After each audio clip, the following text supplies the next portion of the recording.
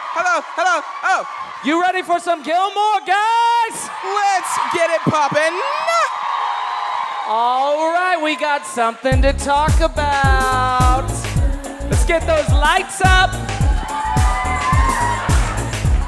How's everyone doing tonight?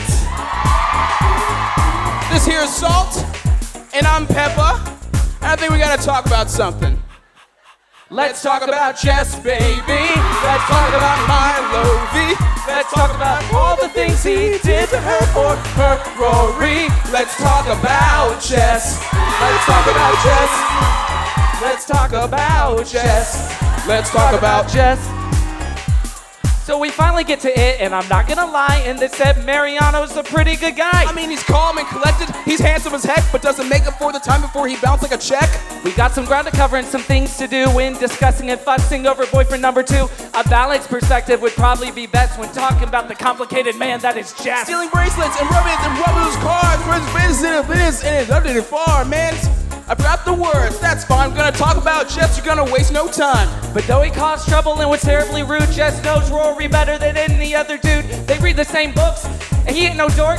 He writes in the margins, loves Bjork. Stole a bracelet and then he wrecked her car. Man, he even fought TJ in a mud wrestling bar. The hate tone hates him, thinks he's a menace. I liked him best when he was sweating in a jacket in Venice. He used to be a punk, but now he's gone straight. Take a look, he wrote a book, and maybe it's great. Got an awesome head of hair and a cute little tush, and some sick burns. Nice spin, you should work for Bush. And Logan gets involved, harsh words are exchanged. Man says to Rory, I think that you've changed. It's not so simple, it's pretty complex. I think it's time to talk about Jess. Let's talk about Jess, baby. Let's talk about Milo V. Let's talk about all the things he did to help for her, Rory. Let's talk about Jess. Let's talk about Jess. Let's talk about Jess. Let's talk about Jess. La la la la la la, episode 608. Let me hear your balalaika ringing out. Let it ring. What are those? I know for whom the balalaika rings. It rings for thee.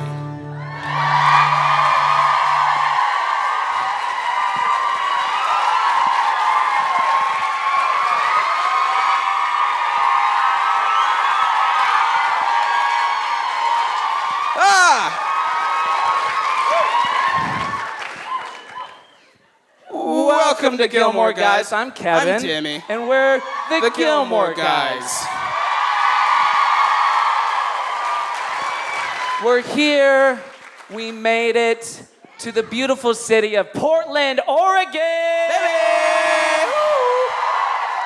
Hang on, you got a little... Are you kidding me? You got a little fuzz. The entire time we were backstage, I was wearing a hoodie, and every time I put up the hood, even for like a second, I removed it, and it just my head is covered in fuzz. Like it looked like a lint roller. It was gross. Kind of the worst time to shave And I have your not head. worn it in an hour. Yeah, my head's like a magnet for lint now. I haven't worn it in an hour, and there's still fuzz back there. So if you see it, let it go. If Don't you see mention something, say something. That's No, what if you see something, say nothing, all right? Pretend my head looks perfect.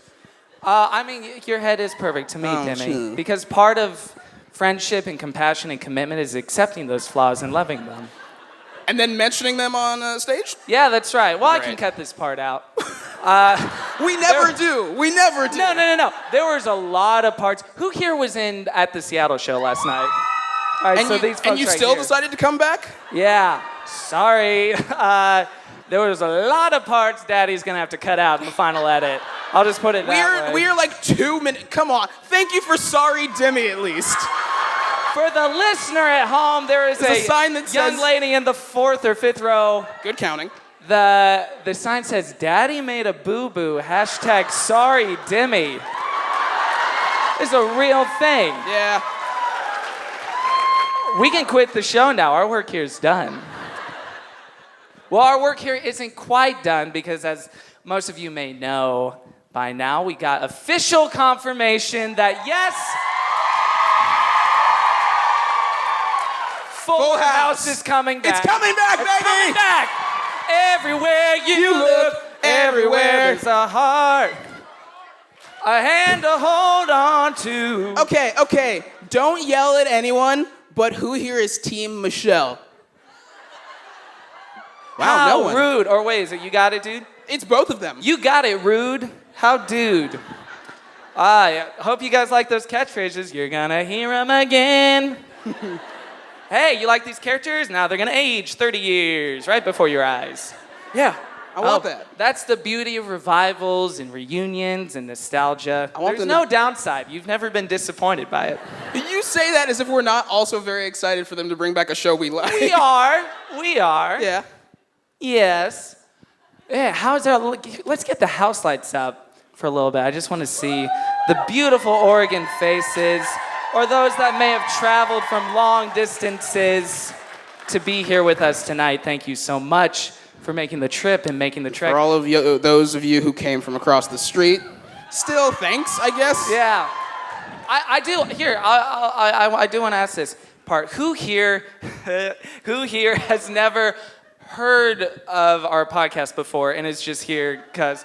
Okay, there's a few. Those are some supportive friends and or partners. There's some very meek and very polite and probably very sweet people that just meekly raise their hands in the middle section over here. I feel like you chose the worst episode to come to because it is about to get tense. It is mythology. I'm not going to be surprised if a mosh pit opens up. Well, Demi, let's talk and honestly, about... I welcome it. Let me know. I'll crowd surf. Let's talk about your trepidation in even doing this episode. What you said to me last night about the...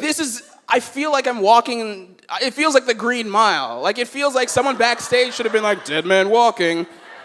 I'm surprised Kevin didn't give me a blindfold before we talk about Jess, and it's like a firing squad from 800 people. Well, we've been waiting. This is my worst nightmare right now. And only in a room full of 500 gorgeous people like, did this happen. Like, if I were asleep... Pandering, it helps. Like, if this was a dream and I was naked, I would be like, God, at least I'm naked and we don't have to talk about Jess. But I'm wearing clothes, and we have to talk about Jess. We have to talk about Jess. Oh, goodness to the gracious. Eventually, we can stall, though. So. We're going to stall like a couple of stallers. Like the Berlin Wall, we be stalling. Who here is on a mother-daughter date? I do want to ask that. There's a mother-daughter Shouts right here date. in the front row. Right in the front row. That's so amazing. Few back there, few back there. Okay, now who here is on... I do want to ask this because I'm big ups to those dudes. Who here is on a father-daughter date? Is there anyone? Yeah! Multiple people. Oh my goodness. Hang on. Your dads are Luke's, so keep them. That is a beautiful compliment. Your dad is a Luke. Yeah. That is wonderful. But that also makes you a Rory, so like, Oh! No, not technically. Does it make you a Rory or does it make you somebody else? Worry about it? I don't know what that means, Kevin. I don't know who are you talking about? Oh, who is it? Who could it be? I don't know. Can we stop pretending? Can we stop playing games? Demi, you know this is coming. I know it's coming. I don't know what they look like. So I truly have not seen the month lady. No spoilers. The month lady. Yes. June Diane Raphael. Yeah. Oh, Mae man. Whitman. Well, I do. Mae Whitman. Oh, big stars haul out to her from the Parenthood family. Why did someone she's not dead. No, but just like we love her, she's sweet. By the way, for the listener at home, I'm walking down the aisle Maury Povich style because this is my... I didn't know why you were doing that. I was like, are you trying to get your Fitbit minutes in or something?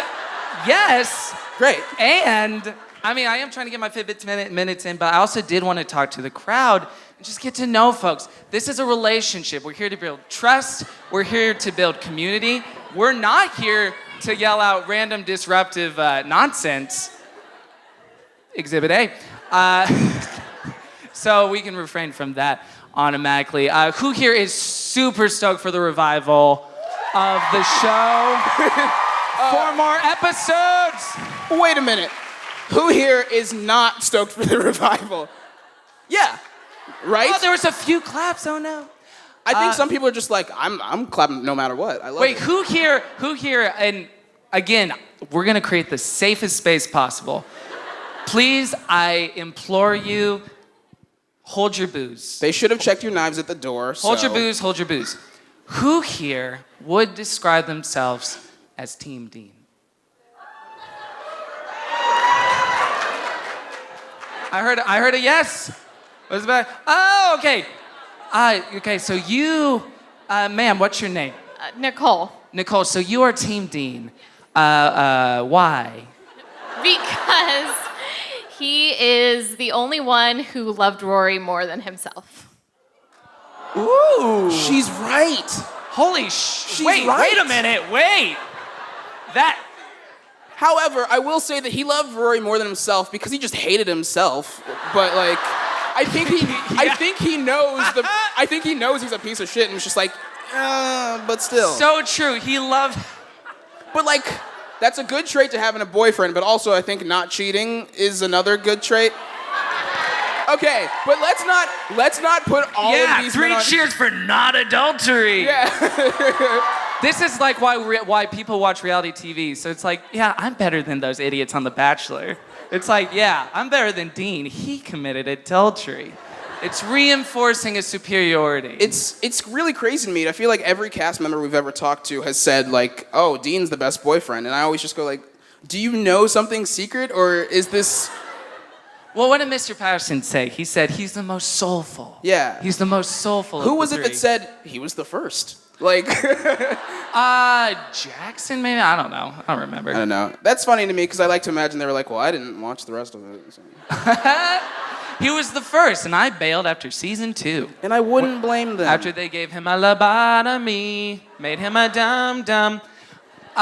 We gotta talk about that. We'll talk about that later. Well, it comes into play in a big way in this Yes. episode, the lobotomy of Dean. I'm just like, I don't even know what I'm doing out here anymore. I just like those making Fitbit people minutes. nervous. This is like, we got magic to do, and I'm about to like throw glitter on everybody. No joke. I looked into the closest party supply store because I was like, would it be funny to go into the audience and throw glitter on someone? Or would they be like, I feel like whoever it would be like, look, I get it, but I'm still pissed. So I was just like, not worth it. Good bit, not worth it. Yeah, some bits are bad. What's your name and what's one thing you're excited to see in the revival of Gilmore Girls on Netflix? My name's Devin, and I just really want to see all the boyfriends come back. All the boyfriends. Oh, we pitched this on an episode that hasn't come out yet.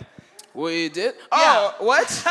About all the boyfriends coming back. Because in the press release that came out, they did not list or mention, like, Right. and Milo's definitely confirmed It's and coming probably, back. I bet they didn't mention it because they wanted it to be secret.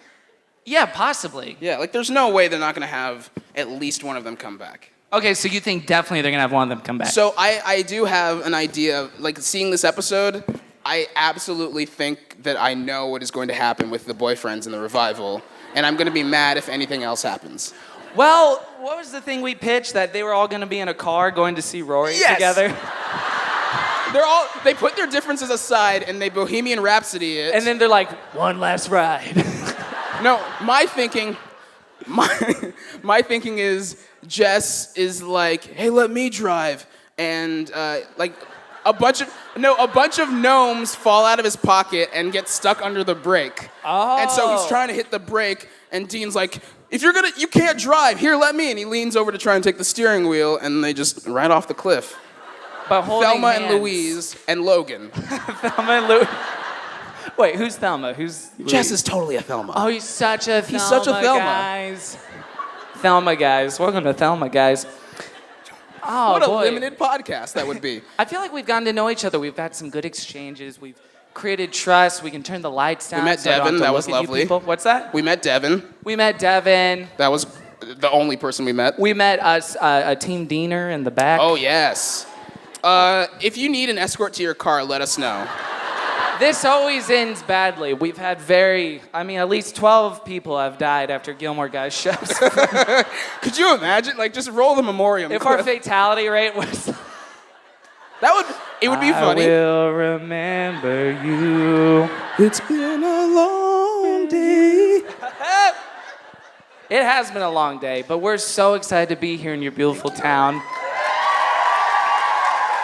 It's such an honor. This is a beautiful space, the Aladdin Theater. It's so wonderful. Do you think instead of doing Let's Talk About Jess, we should have done like Gilmore Girls, like something like Aladdin?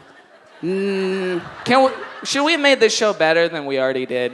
Let's talk about how we've already failed. We could redo the intro because we were backstage and Kevin's like, do you want to do the song one more time? And I went, no, I've got it. And then we came out and I forgot everything. No, Demi, you did a great job. Thank you. I was fishing for a compliment. Electro Lemon, we love you. Oh, okay, now I hate this.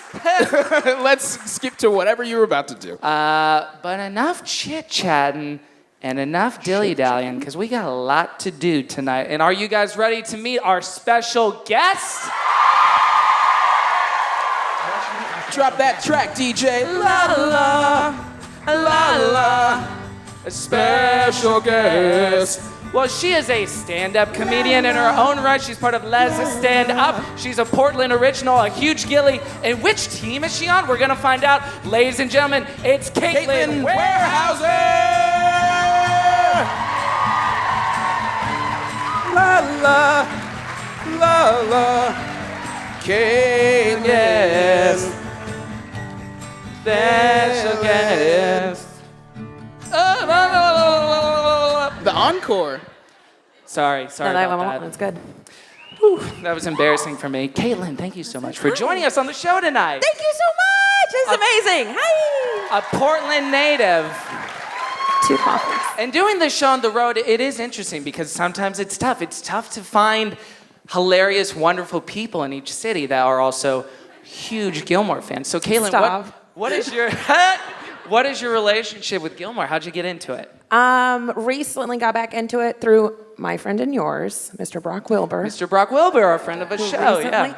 And I watched it in its entirety after like a totally heartbreaking, I will not get into, family tragedy like 3 years ago because it's like the most soothing nonsense ever created. Soothing nonsense. That's a good tagline. Yeah.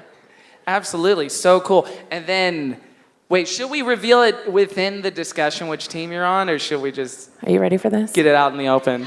Y'all ready for this? Da-na-na-na-na-na, what team is she on? Hope it's not just Maybe Marty. What if it was Logan, though? What if I was just like, Team Logan? Oh, that'd be dumb. As I found out. Unfortunately. Team Dean, Team Jess, Team Logan. Team Jess! Team Jess. Team Jess forever. Not always, but now and then now in the future From now on. Forever, but not always. They're different. They are. One's a Chris Brown song, one's a Steven Spielberg movie, and they are very different. That's a good poll for people over the age of 30. Oh, man.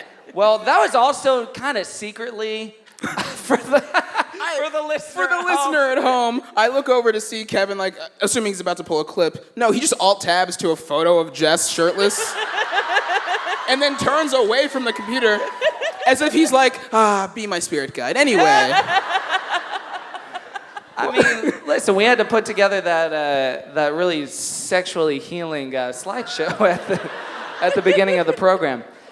But the episode at hand is episode 608. Let your Balalaikas ring out. How do you pronounce that? Balalaikas. Balalaikas. Yeah. And the Netflix synopsis for this episode is when her former boyfriend visits and reveals an amazing success. Rory begins rethinking the choices she's made with her life. I mean, kinda, yeah, I guess. I mean, kind of just overall, kind of a success. Sure, yeah, an amazing success. Yeah, usually it's spoilers. This time it's just like hyperbole. But before we pop anything, we have to ask ourselves the question, how did the WB promote this show in the year 2005? So we got a little clip of that, and we're gonna roll that right now. Tuesday on a fresh Gilmore Girls, Rory has been living a life of wealth and privilege, but a past love returns Jess. and reminds her who she really is. What's going on? Living at your grandparents' place? Going out with this jerk with this Porsche? Logan. Am I interrupting something? Now she starts to question who she's become. What am I doing? I'm wasting my time partying. It's all we do. You want to change? Change it. Don't blame me. Don't you dare blame me. Fresh Gilmore Girls, Tuesday at 8, 7 Central on the WB. Whoa! Alexis Bledel has eyeshadow in the promos. Just noticed that. She has eyeshadow on in the promos. I'd never noticed that. Yeah, again, this is season 6 where they transition from just like, hanging out on the lot. Oh, there's WB letters behind me to we are in a crazy magical world of paint swatches and brush strokes and yeah. I imagine them getting caned like vaudevillian, like just right off the set. But let's get into it with a little segment we call Pop Goes the Cold, where we take every pop culture reference in the episode and put them in a supercut and watch them and just reassess our lives in relation to the references, see what we've become, figure out how much we know. text our moms and dads and apologize for what we've done. Just me. So this is episode 608. Let your balalaikas ring out, pop goes. I feel like you're adding more Laikas every time. Laikas? No. Yeah, but I like definitely more lalas. Definitely more lalas. Balalaikas. So this is episode 608. Let something ring out, pop goes the culture.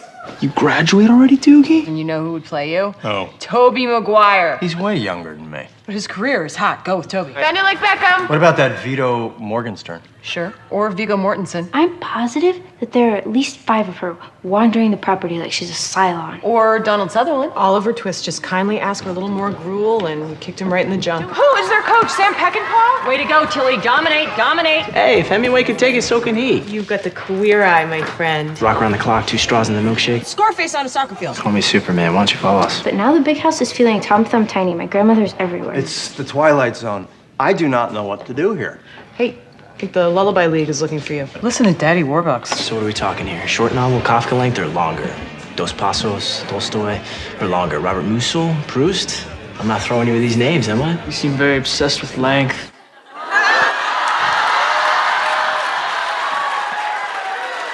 I don't get it. Talking about that deep. For once, he is talking about that D. Not for once. Yeah, that's true. For twice. For 3 times a Logan. Oh. Guys, this is a loaded episode.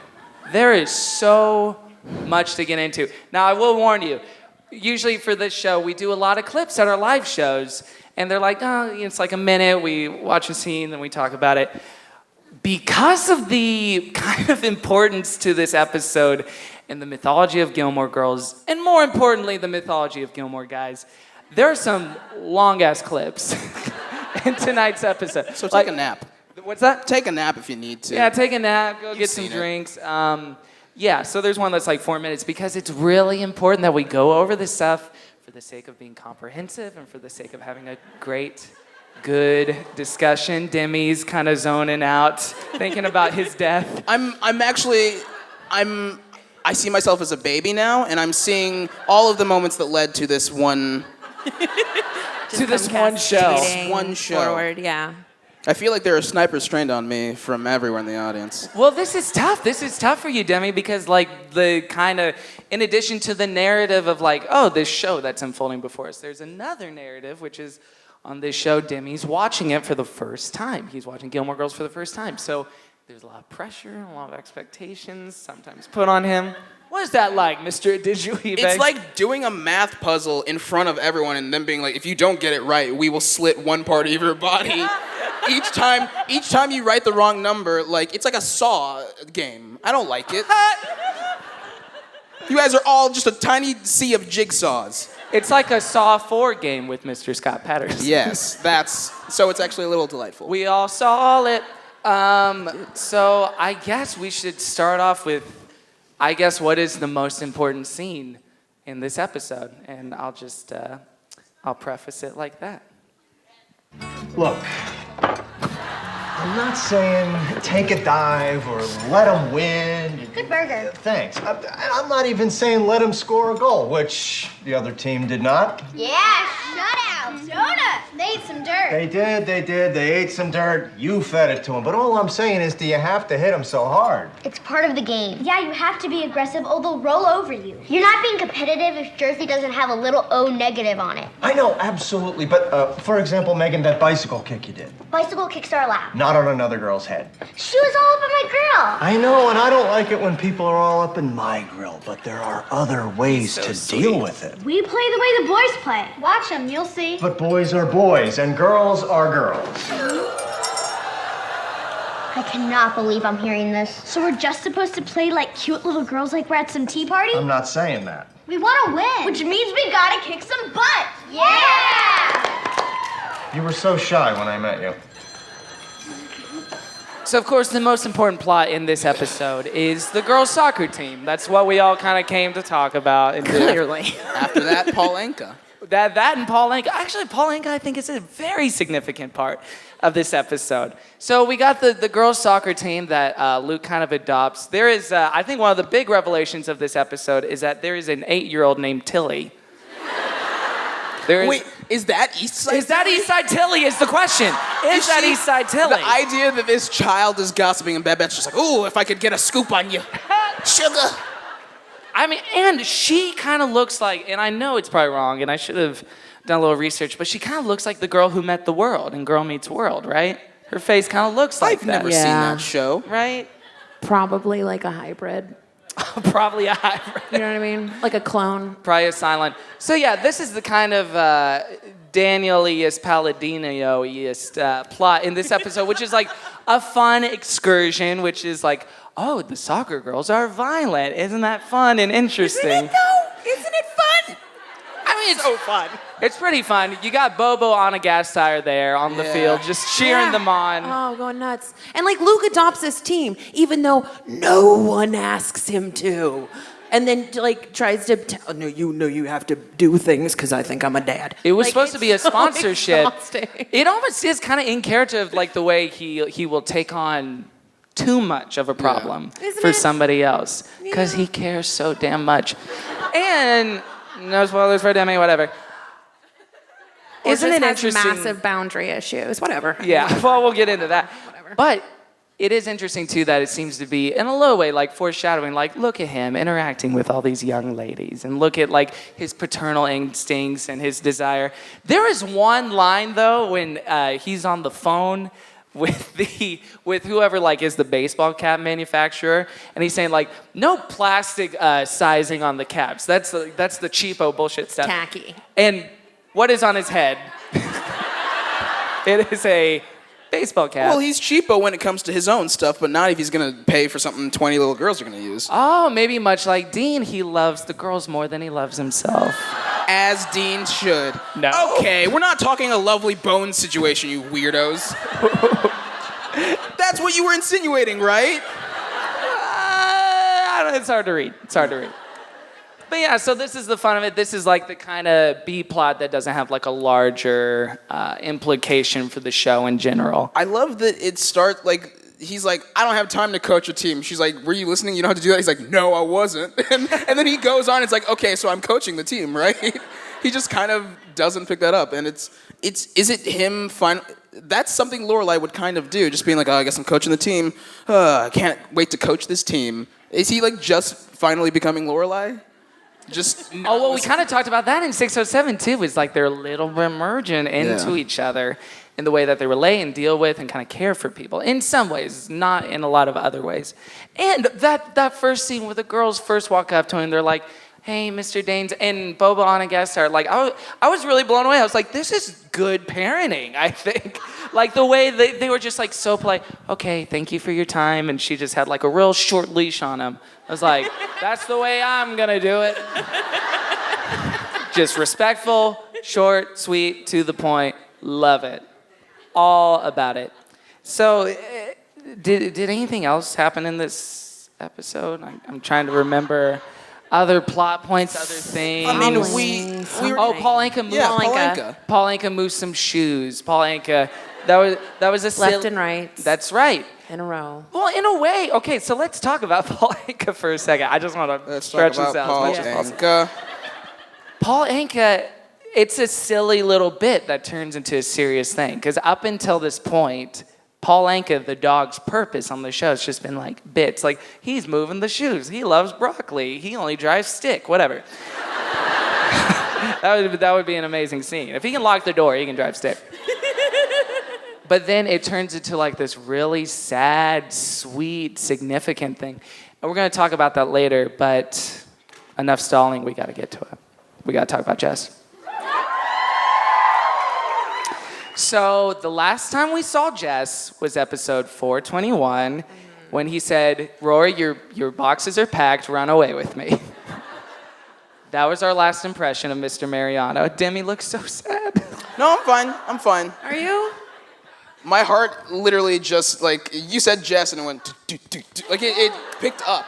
I know, fine. right? It's fine. I'm not going to die on stage. So just to give that would be amazing for our ratings, though. Just to give a little background to it. I'm not saying I want you to die. I really don't. If I die, release this. What does your pin say again? It says I'm going to live forever. Yeah. Which is true. Which is sad. You'll see all of us die. Yeah. But in this episode, we finally get to it. And this is important, too, because it's something that's been building up. Not really on the show. There hasn't been like rumblings like, did you hear who's coming back? It's Mr. Mariano. Like, there's nothing like that really going on. But for our show and for our podcast, there have been, and I'm sure some of you probably wrote them, like really like countless, very thoughtful, very sweet like emails and tweets like, just wait for season 6. Just wait for Jess to come back. Just wait for how the characters develop and change in season 6. So extra textual to the show. There's been a lot of build up to this. Winter's coming. Winter is coming. A winter named Jess Jess has arrived. That's right. So this is a long ass clip, but this is, I'll set the scene too. This is after Rory gets home from being the designated driver for Logan's entourage, which, guys, it's just entourage now. That was so irritating. How? They were the worst people. But can I set the scene for when I just rewatched this episode? Sure. Yesterday, I'm in Bend. Don't ask why. It was weird. But it's like sunny. I'm like in a Starbucks, and it like starts to snow. And it's sunny and snowing. And I have no idea why. And then I'm watching this, so just that's the scene. So that's the scene. Let's watch it. Feels like one of the signs of the apocalypse. Jess comes to Emily Gilmore's mansion at what must be 2 in the morning, by the way. So let's watch that scene. At least 4:03. Here we go. Sorry, that wasn't a sentence. I got the gist. What are you doing here? Got a job, professional driveway skulker. Pays good? Yeah, but the hours suck. Jess, I'm in town owning a little business. All nice and above board. how'd you know where to find me? Luke. I shook it out of him. He wasn't sure if it was okay. It's okay. You look good. The years don't seem to have hardened you. Yeah, you look good too. I know this is kind of weird, but there's actually something I wanted to tell you, show you, actually. Zip. I can come back another time. No, it's just, we're kind of exposed here. Her window's like right there. Whose? My grandma's. You wanna come in? You sure? Yeah, come on. Just be careful. She's a very light sleeper. So here we are. Casa Rory. What sort of voices do you carry? Very prudent. This is not really my taste. Yeah, not unless you've aged about 90 years. I haven't. Is that for Halloween? No, this is just for a function I have to go to. What's with the random Function. head? It's just a job. The DAR, Daughters of the American Revolution. It's not a career or anything. Notice the Hope Justin not. Timberlake No, poster on the see, left of frame. Don't get the wrong idea. Don't sleep on that. Here temporarily. My mom and I. Luke alluded to something. It's a long story. I was crashing in the pool house, and that was just temporary. But the pool house became storage, so then I had to move into the main house. All temporary. Isn't school in session? Mm-hmm. Why aren't you living on campus? Because I'm not going. You graduate already, Doogie? No, I'm just taking a little time off. Time off. So where are you living, Jess? I want to know about you. Mystery man. I'm in Philly. Really? Don't laugh. No, I'm not. Philadelphia's gotten cool. And New York's gotten expensive. Anyway, it's a pretty cool scene in Philly now. A lot of younger people there. Pretty big art scene. I know. I read that in the New York Times. They had a picture of a bunch of young people standing on a roof, kind of eclectic and all. Looked fun. I mean, it was clearly one of those pictures that wasn't candid. It was looking a little stiff, but they looked happy. Are you nervous? A little. It's been a long time. I'm a little nervous too. Good, I'm not alone. So I didn't just come here to chat. I wanted to show you something. Right, you said that. And I didn't think you'd believe it if I didn't show it to you in person. Oh, color me curious. A book. The Subsect. Written by Jess Mariano. It's no misprint. You wrote a book? A short novel. You wrote a book? And through a fluke, I got it to these guys that have a small press. And they read it. I don't know if they were high or something, but they decided to publish it. You wrote a book. There's no money in it. They only printed like 500 of them. Believe me, I'm not quitting my day job. But you wrote it. You wrote a book. Yeah, I know. It's hard What's to his believe. day job? You sat down and wrote a novel. You find out in like 2 Offer seconds. distributed too. That's what I'm doing here. He works in a Going factory. around begging independent bookstores to put it in stock. Got it in a few. Cool, where? Around. I want to see it in a store.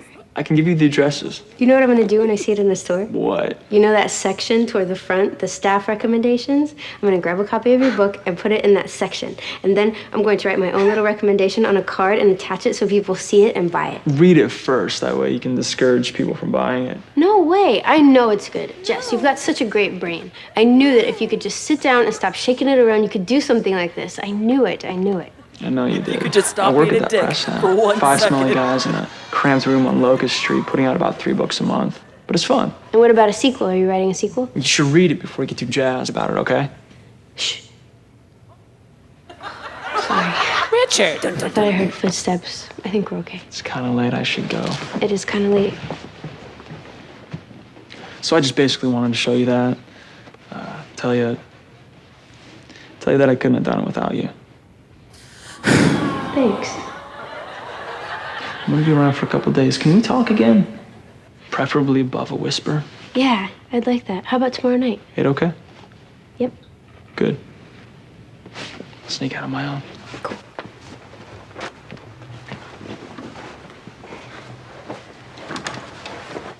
Oh, hey, your book.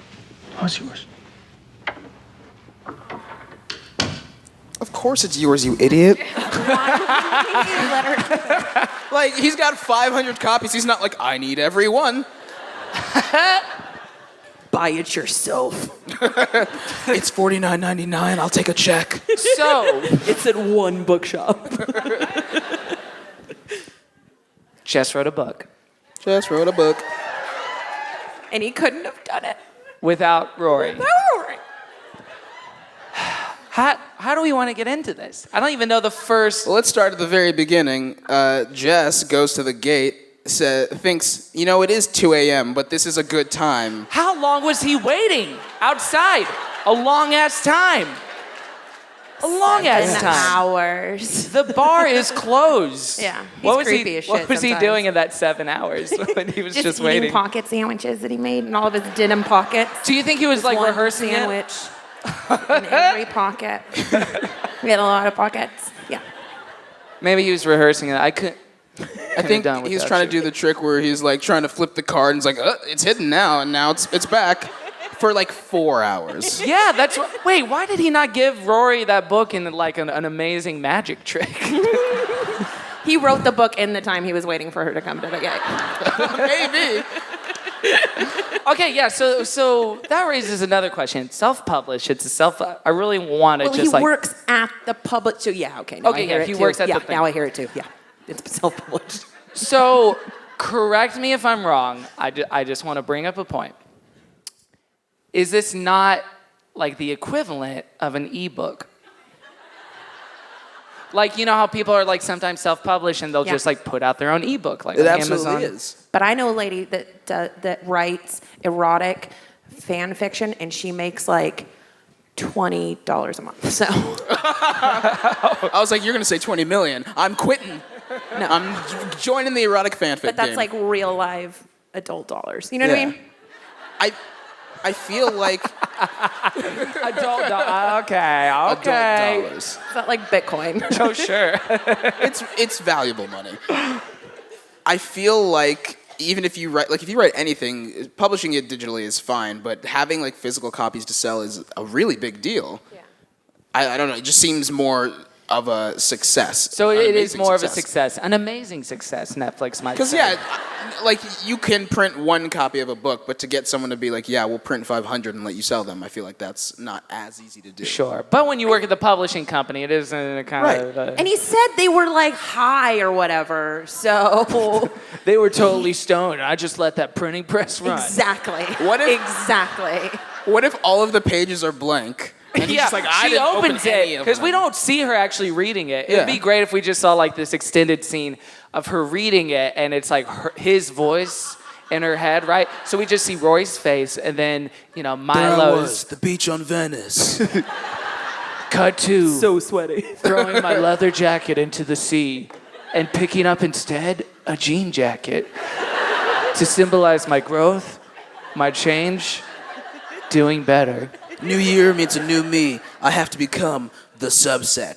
Chapter 2. I imagine the subsect is a superhero played by Jess.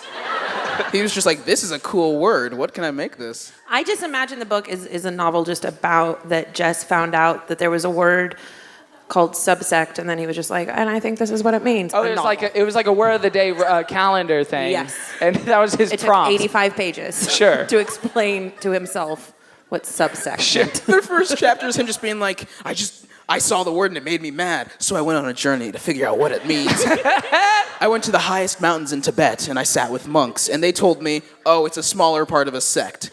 But I wasn't convinced. That didn't satisfy me. I have to dig deeper.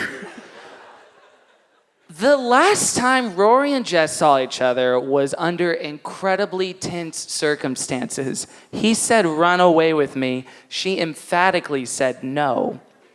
They see each other again for the first time, and it's pretty chill. It's pretty good. I have a theory. Okay. I think that she's been dipping into Emily's medicine cabinet this whole time, which explains everything. It really does. In season 6, it might. She's just like, oh, Clonin pin. Okay. That's fun to say. Do you think Emily's on pills? Uppers and downers? Yes. Absolutely. No, I don't want her to be. Oh, you take back what you said about mommy. Take it back. Wait a minute. So you call yourself I mean daddy. Emily, not mommy. I made a slip up like she did at the end of the episode. I mean Emily. You call yourself daddy and Emily is mommy. Mm-hmm. I think that makes 100% sense.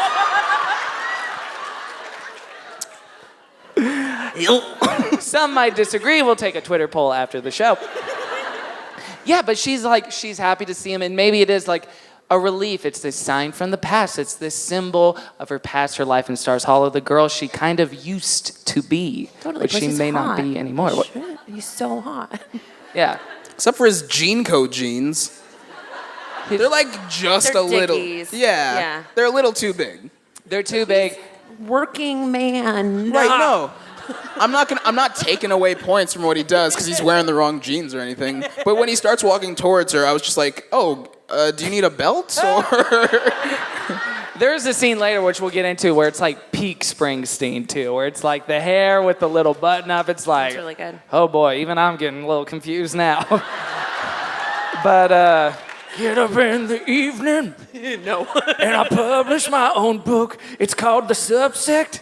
Hey, Rory, won't you just take a look? The people who have never heard this podcast before are leaning over to their friends and saying, let's go. And they're like, wait, he sang a Bruce song, I'll stay.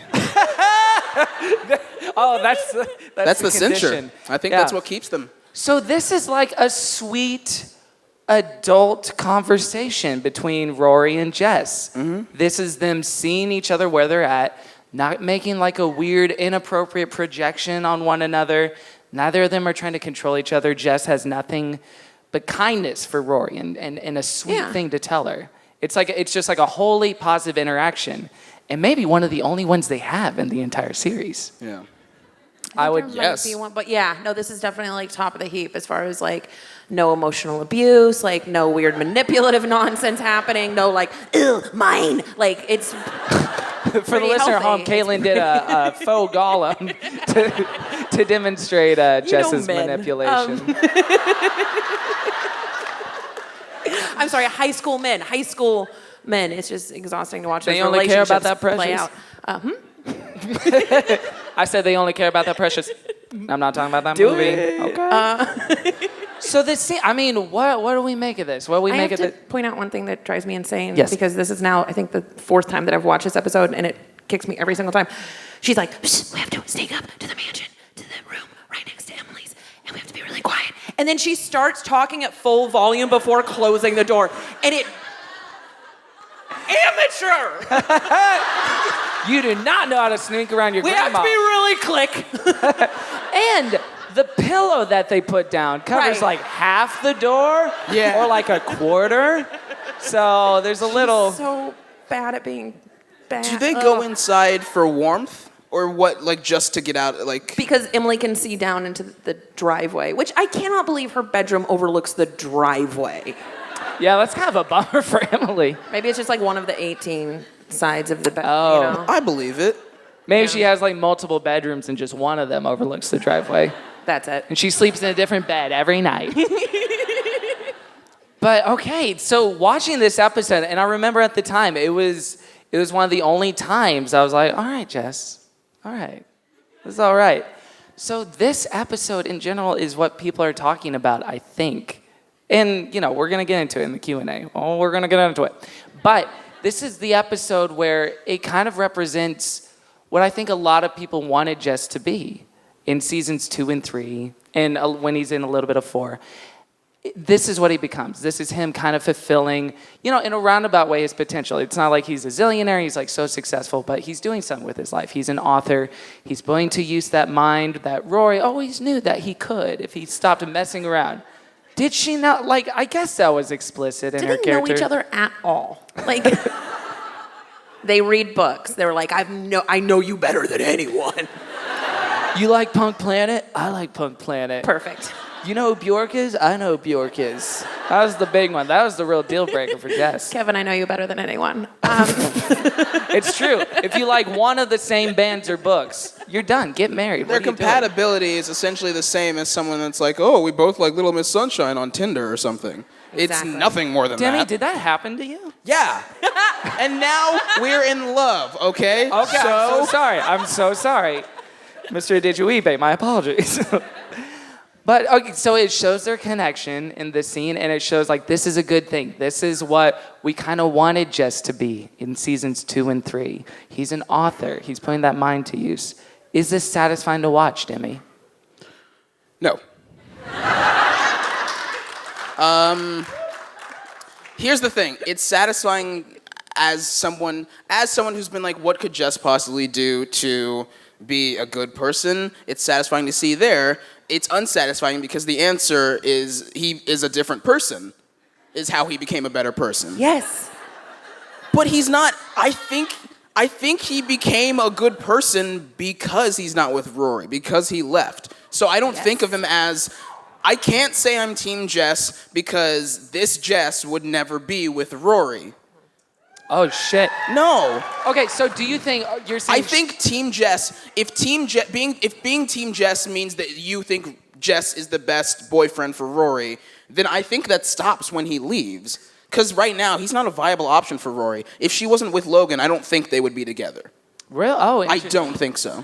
Why is that? Because I think Jess is I think he came back to say that, like, when he says I couldn't have done it without you, I think the breakup is what convinced him to be a better person. When he leaves for the first time, he comes back and he's kind of fine. And then when he leaves again, he comes back and he's like, perfect? Wait, yeah. Oh, yeah, let's examine that. Yeah. So between 3:22, when they have that phone call where Rory just kind of owns him in a great way. Yes. And he doesn't say a word, and he just walks off into the 90-degree weather in his leather jacket in Venice.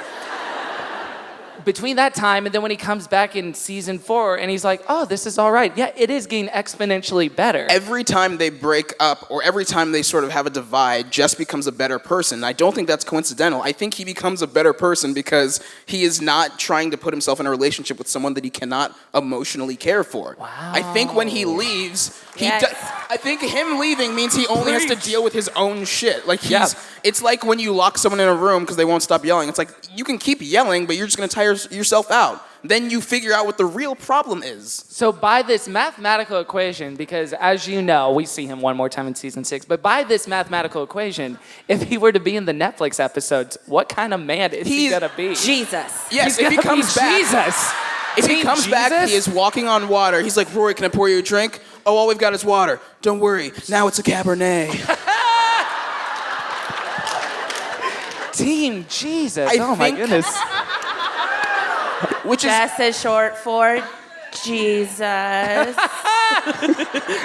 Oh, we'll get that trending on Twitter. they both have the same boy. initials. Jess Mariano, Jesus Marist. Marais. Jesus Marais. Known thing. This is what I was saying before. So we have to talk about the weird shit that happens with Logan too, but I think it was really obnoxious how in the last episode they do this thing where Logan somehow doesn't know his girlfriend's birthday. And they only did it for the part where Jess is like, hey, wasn't it your birthday? They only did it so you know he's a good guy. This is what's happening in this episode. I'm sorry, I cut you off. No, I was just going to say, they do that and say he's a good guy and have him walk away because you're supposed... Like, I think Amy always thought Jess was going to be the one. I think if she wrote the end of the series, I don't think she would have been with Jess, but I don't think she will be with Logan or Dean. I don't think it's intended. I think it was just build up to this point so that Jess is the only one that could give her the wake up call because she was the reason that he got better every time because he's always seen her as this like glowing goddess of perfection and this like endless force of nature and is driven and is focused and is everything that he kind of wants to be but can't figure shit out enough to get there. And so when he comes back, he's like, what are you even doing? And then has that amazing speech. Yeah. Oh, we're going to get to that. We're going to watch that. He's repaying the favor. Yeah, he's the only one that can do the wake-up call because everybody else hasn't been affected by her as much as he has been affected by her. And what you're saying, Demi, is kind of like tragic and beautiful, too. That these two people are making each other better, but just like for intersecting for a brief time. Well, they're star-crossed lovers. It's ships passing in the night. This classic trope again. What? If the stars were like exploding into each other and then getting fine when they pass, yes. But it's it's like if Romeo and Juliet like died, but if they were like, oh, let's not do this right now, they don't die. Which is that's right though. Do you Like think that Amy just felt that Romeo and Juliet was just like too sad and was like Romeo, Juliet, Gonna Rory, tweak it a and little Jess. bit. R&J. Oh. And also, here's the thing. I was going to bring this up later, but the Dire Straits song, Romeo and Juliet, is like the plot of their relationship. It's wild. Can you cite some of the lyrics? Okay. Wait. Love struck Romeo, set the streets in serenade, laying everybody out with a love song. Okay. Steps out in the shade, says something like, you and me, babe, how about it? Juliet says, oh, it's Romeo. You nearly gave me a heart attack. She's underneath the window. She's singing, hey, la, my boyfriend's back. You shouldn't come around here singing up people like that. Anyway, what you gonna do about it? But then, the thing is, the entire plot of the song is about how, the chorus is, Juliet, we was... And I forget the movie song, when you gonna realize it was just that the time was wrong. If they didn't, they are literally only... weird response. There's a lot to chew on here. Sorry, I didn't think I was gonna have to sing the song, but like, I love it's a wonderful song and you should all listen to it. It was worth it. But it's just, it's the idea that like, yeah, these people can love each other or they can become better people, but they can't do both. Wow.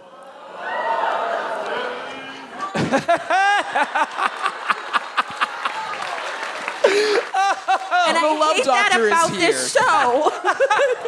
Okay, that's just not something we hear a lot on our shows. Is a boisterous man going, Demi, Demi. Usually And it's people delightful. going, Demi. Or it's like, Demi. Yeah. Oh boy. Well, let's continue in this series. I numbered them so we go specifically in order so we can track it in chronological order of this episode. Because to talk about Jess, we need to talk about Logan. He's really bad in this episode. I just saw a rainbow of emotion from I your did too. That was so noises. confusing. Like You guys see shaking the heads rainbow and earlier? frowning, but also clapping. Like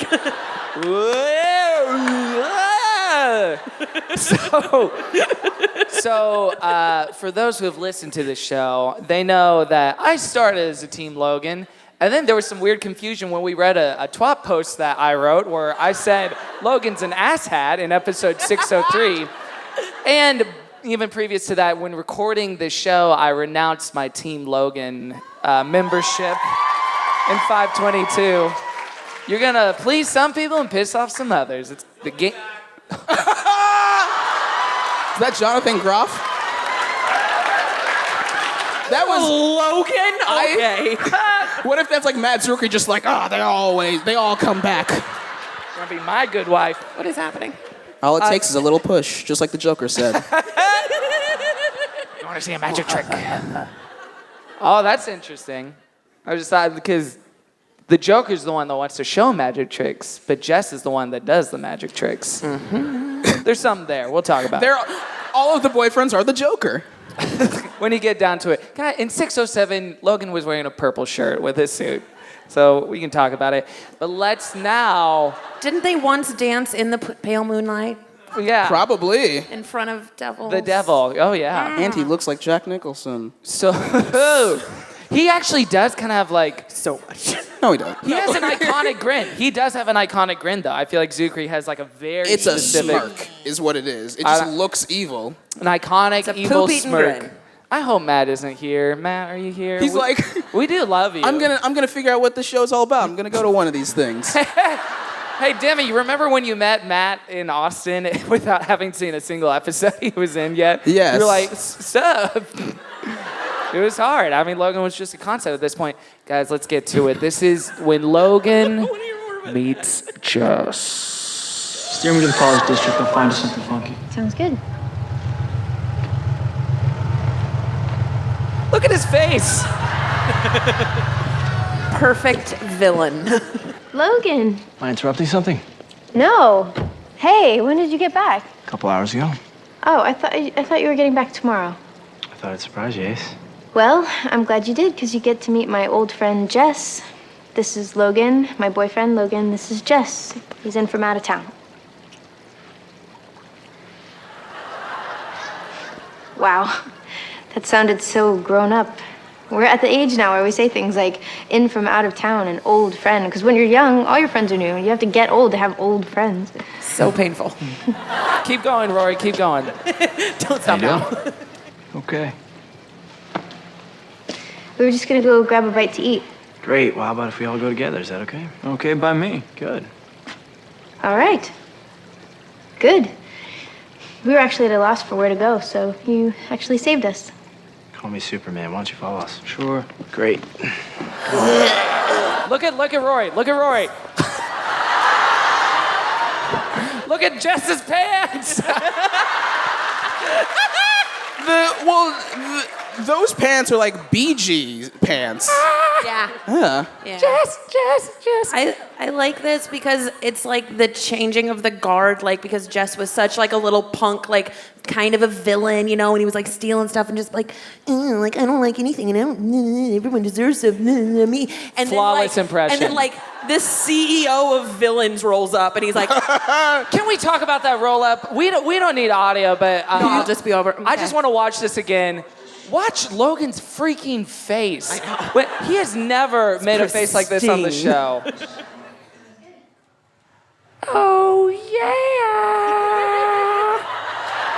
yeah. What is going on? Yeah. That's like De Niro murder face.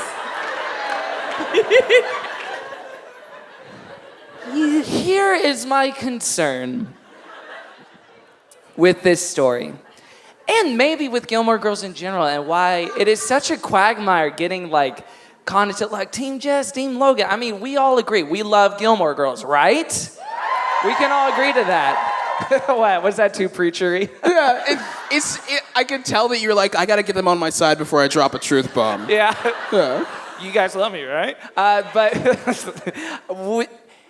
the boyfriend discussion, when we say, I'm on this team, I'm on that team, we're choosing one, and even the title, Team Dean, Team Jess, Team Logan, it's a misnomer. What are we saying?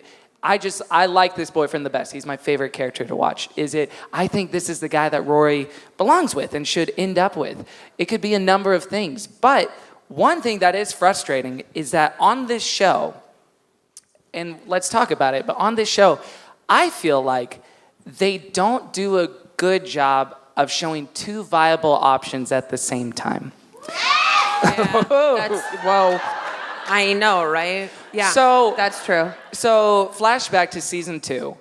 Milo Ventimiglia joins the show. It's Jess Mariano. Dean gets guys, he got lobotomy. Season 1 and 2, he got lobotomy. I know there was traces of Deaniness. I think it's like season 1, right? Like one of his first lines, I think he actually just says, duh. Like he's... There's traces of it, but then they amp it up. Why? To give a contrast to Jess, right? So it's like, Dean's like this, but Jess is like this. Dean's never read a book. Jess loves books. Dean doesn't know who Bjork is. Jess has all her albums. Similarly, We could go on. yeah, we could do a few more. But similarly, I feel like in this episode, Jess shows up to town. So what do we do with Logan, who is Rory's current boyfriend? We got to amp it up. We got to make Logan like peak douche, right? Which is what happens. The scene before Jess shows up at 3 a.m. at Emily's mansion is Colin and Finn. Was Ricky Lindholm a part of that little entourage? Throwing paper at folk singers and just like vomiting on the WB backlot, which They're by the way, most awful people. Yeah, that street they're on is like 5 minutes away from Stars Hollow, like in real life. And just being like, nightmare people. And it's like sort of a continuation. Like, yeah, they're kind of like weirdos, the 507 stuff, Life and Death Brigade. They've always kind of been up to shenanigans. But it's like, those scenes are like, these are D-bags, these are jerks. They're just mean to that folk singer. How could you be mean to a folk singer? I'm really counting that there's folk singers in the audience tonight. There are. It's Portland, every other person's a folk singer. Yeah.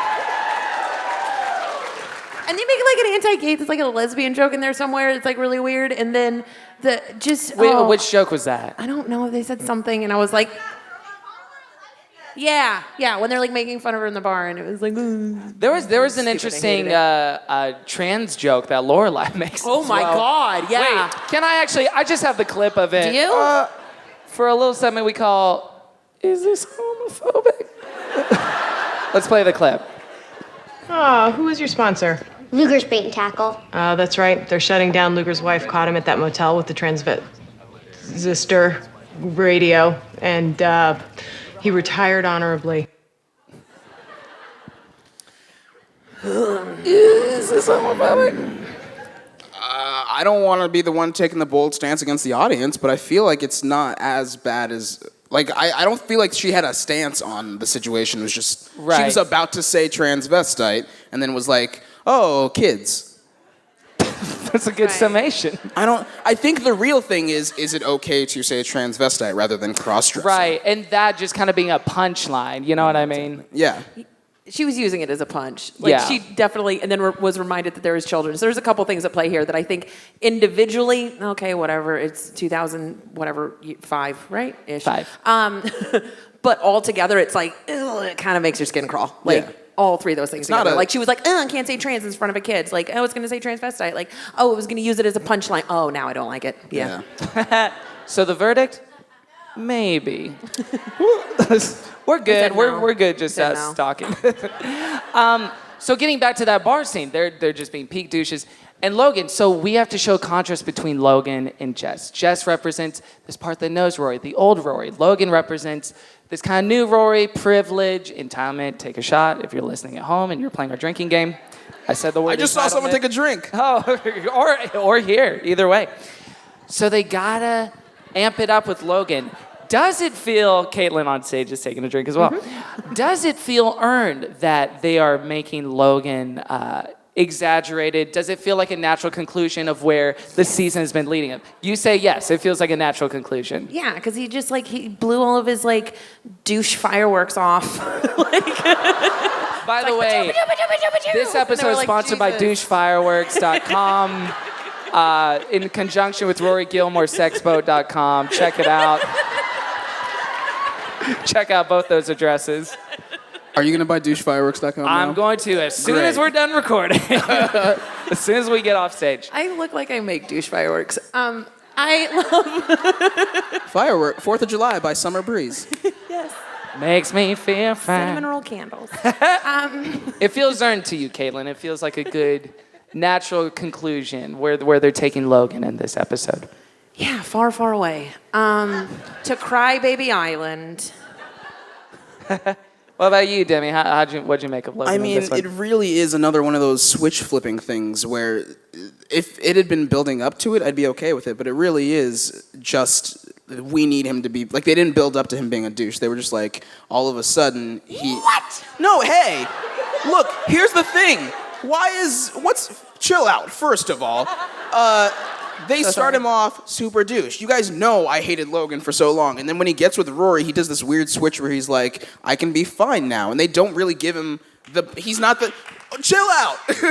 They don't really give him he's not really like a party guy anymore. He doesn't drink heavily. He's not drunk and staggering around. But in this one episode, they were just like, he is now. And it's all that we see of him. And it just feels unearned because it's not building up to that. It's just Jess is back and we didn't build up to it. There's a few switches flipped, I feel. Right. So Jess is good, Logan bad. Let's break down this dichotomy even further by watching the clip, which is a lovely dinner at Chili's. Where are they? Jess and Logan and Rory. TGI Fridays. A lovely dinner at Applebee's. And this is the ensuing conversation with Logan, Jess, like the old man and show Rory. or something. I live pretty close. I'd have had you over to check it out, but it's a bit of a mess. And you don't serve food, so we would have been starving at your place. I've got appetizers. Have a full bag of chips. Just check the expiration date before you dive in. I'm good with this place. Little pointer, don't come on folk night. Yeah, I'm not a big fan of folk music. Something we have in common. Great. Where's a waitress? Yo, right here. Another McAllen's neat. And Jess, another brew. Still work on this one. Another one, just in case. So we should probably order. It's a big menu, so if you need guidance. I'm not hungry. You're not hungry? Nope. Thought the whole point was you two were going to get something to eat. And talk. Well, yes. Given that you're going to talk while you eat, you know, the chef de cuisine will gladly make anything you want if nothing there appeals. The burgers are good here. Maybe a burger. Get one of those fancy ones, too, and it's on me, so don't let the price stop you. I'll pay for my own. Good man. So how long have you two known each other? A while. You date? Yes, we used to date. No hemming, no hawing, good course of action. So, were you two high school sweethearts, rock around the clock, 2 straws in the milkshake? Logan. Hey, do we cheers? I don't think we cheered. That's bad luck. Let's cheers. I think we did already. Twice. Well, let's do it again. Cheers. Cheers. So, what do you do, Jess? Oh, this and that. Describe to this. Describe to that. He writes. You write. Impressive. What do you write? Nothing important. He wrote a book. Oh, you penned the Great American Novel, Jess. Wasn't quite that ambitious. So what are we talking here? Short novel, Kafka length, or longer? Dos Passos, Tolstoy, or longer? Robert Musil, Proust? I'm not throwing you with these names, am I? You seem very obsessed with length. I'm just trying to get a picture in my head, that's all. It's a short novel. Any good? I haven't read it yet. Yet? Well, at least you're gonna have one reader. That's something. Yeah. You know, I should just write down all my random thoughts and stuff that happens to me and conversations I have and just add a bunch of he said, she says and get it published. You got a copy on you? No. You should send me a copy. Sure. Where do I send it? The blonde thick at Yale? Jess. Whoa, we're just trying to keep it friendly here, buddy. Out of my way. Forget him, Rory. Don't follow me. I cannot eye roll hard enough. Like it hurts me. This scene is what I'm talking about, though. Like, the last 2 episodes that we see Logan, he's not mean. He's not outright a huge dick. In this episode, literally everything he says is mean or rude or it's, like, tinted with drunkenness. They didn't build up to it. So it just feels like they were like, he needs a counter to Jess. I mean, I hate him. Yeah. I'm not trying to defend Logan. Right. I'm just saying that, like, literally the question was, does this feel earned? And I'm saying no. Well, because too, it's not a thing where it's just like, if it was just zeroed in on the Jess stuff, and it's like, oh yeah, he feels threatened by Jess. It's this guy who's known his current girlfriend much longer than he has, so there's going to be a threat there and jealousy, and that seems like, oh, that would be kind of natural. But then it's the other scenes too. It's the blow up that happens later, which we'll get to. It's the scenes of them throwing stuff at folk singers again. I just love you folk singers so much. Smashing glasses outside of the bar. Like, Yeah. It's just such a, So it's tough. It's really tough. If you watched just this episode, you would think Logan has a drinking problem, but he doesn't. He does. I mean, I guess he does, but it's not like am I crazy? This isn't built up to. It literally doesn't happen in the last season that we've seen of him. I guess the buildup would be like what we talked about in 607, like, oh, it's your birthday. He doesn't know it's her birthday. But that's the only thing. That's the only thing. And it's literally only established for one line of Jess. This feels to me like the most natural next step in the storyline, because literally every single moment that Logan is on the screen, every single thing he says, I am just like, right. Right back, ew, of course you would. I can't. Are you okay? Caitlin, are you okay? You okay? I mock him out loud to the dismay of my friends and roommates. He's awful. They always think you're sick. He can't say anything without me being like, that's what you sound like. I can't watch him and not hate him. But at the same time, I admire him as a perfect villain. He's going to fuck with Spider-Man someday, and it's going to be beautiful. That'd be a sweet crossover, the Joker messing with Spider-Man. And then let's, of course, get to it, which is the big dramatic moment of the show. What is Rory doing with her life? The speech.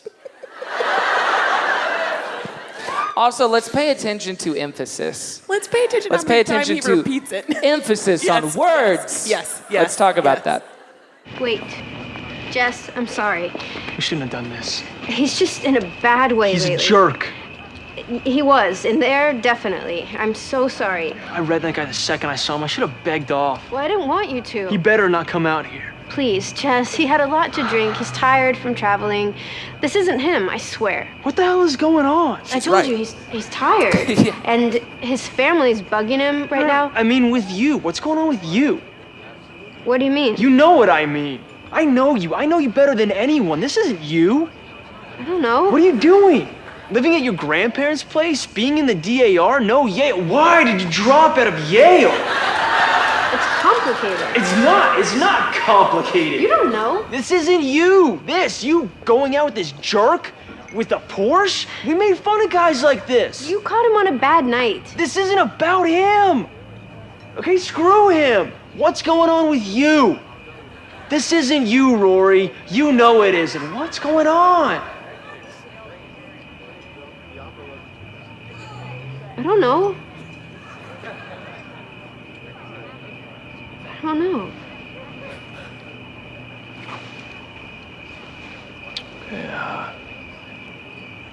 Okay, maybe we'll catch up at a better time.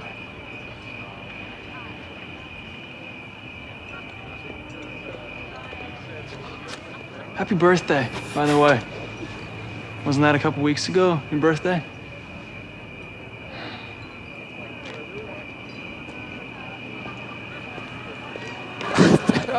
Okay, bye. Okay, bye forever. I wish there was a door he could walk out of, and then the door is just a pure white room. Just him. He's walking off into. He's going to the purgatory at the end of Lost. Yeah, it's like the 5 people you meet at heaven. Yeah, that's right. So here's my theory for that speech. Sure. I think that they wrote the first 3 lines, and that was fucking it. And they were like, Chill for time. just stretch. The thing about this speech. So they just repeated. Well, I feel. You! Sorry.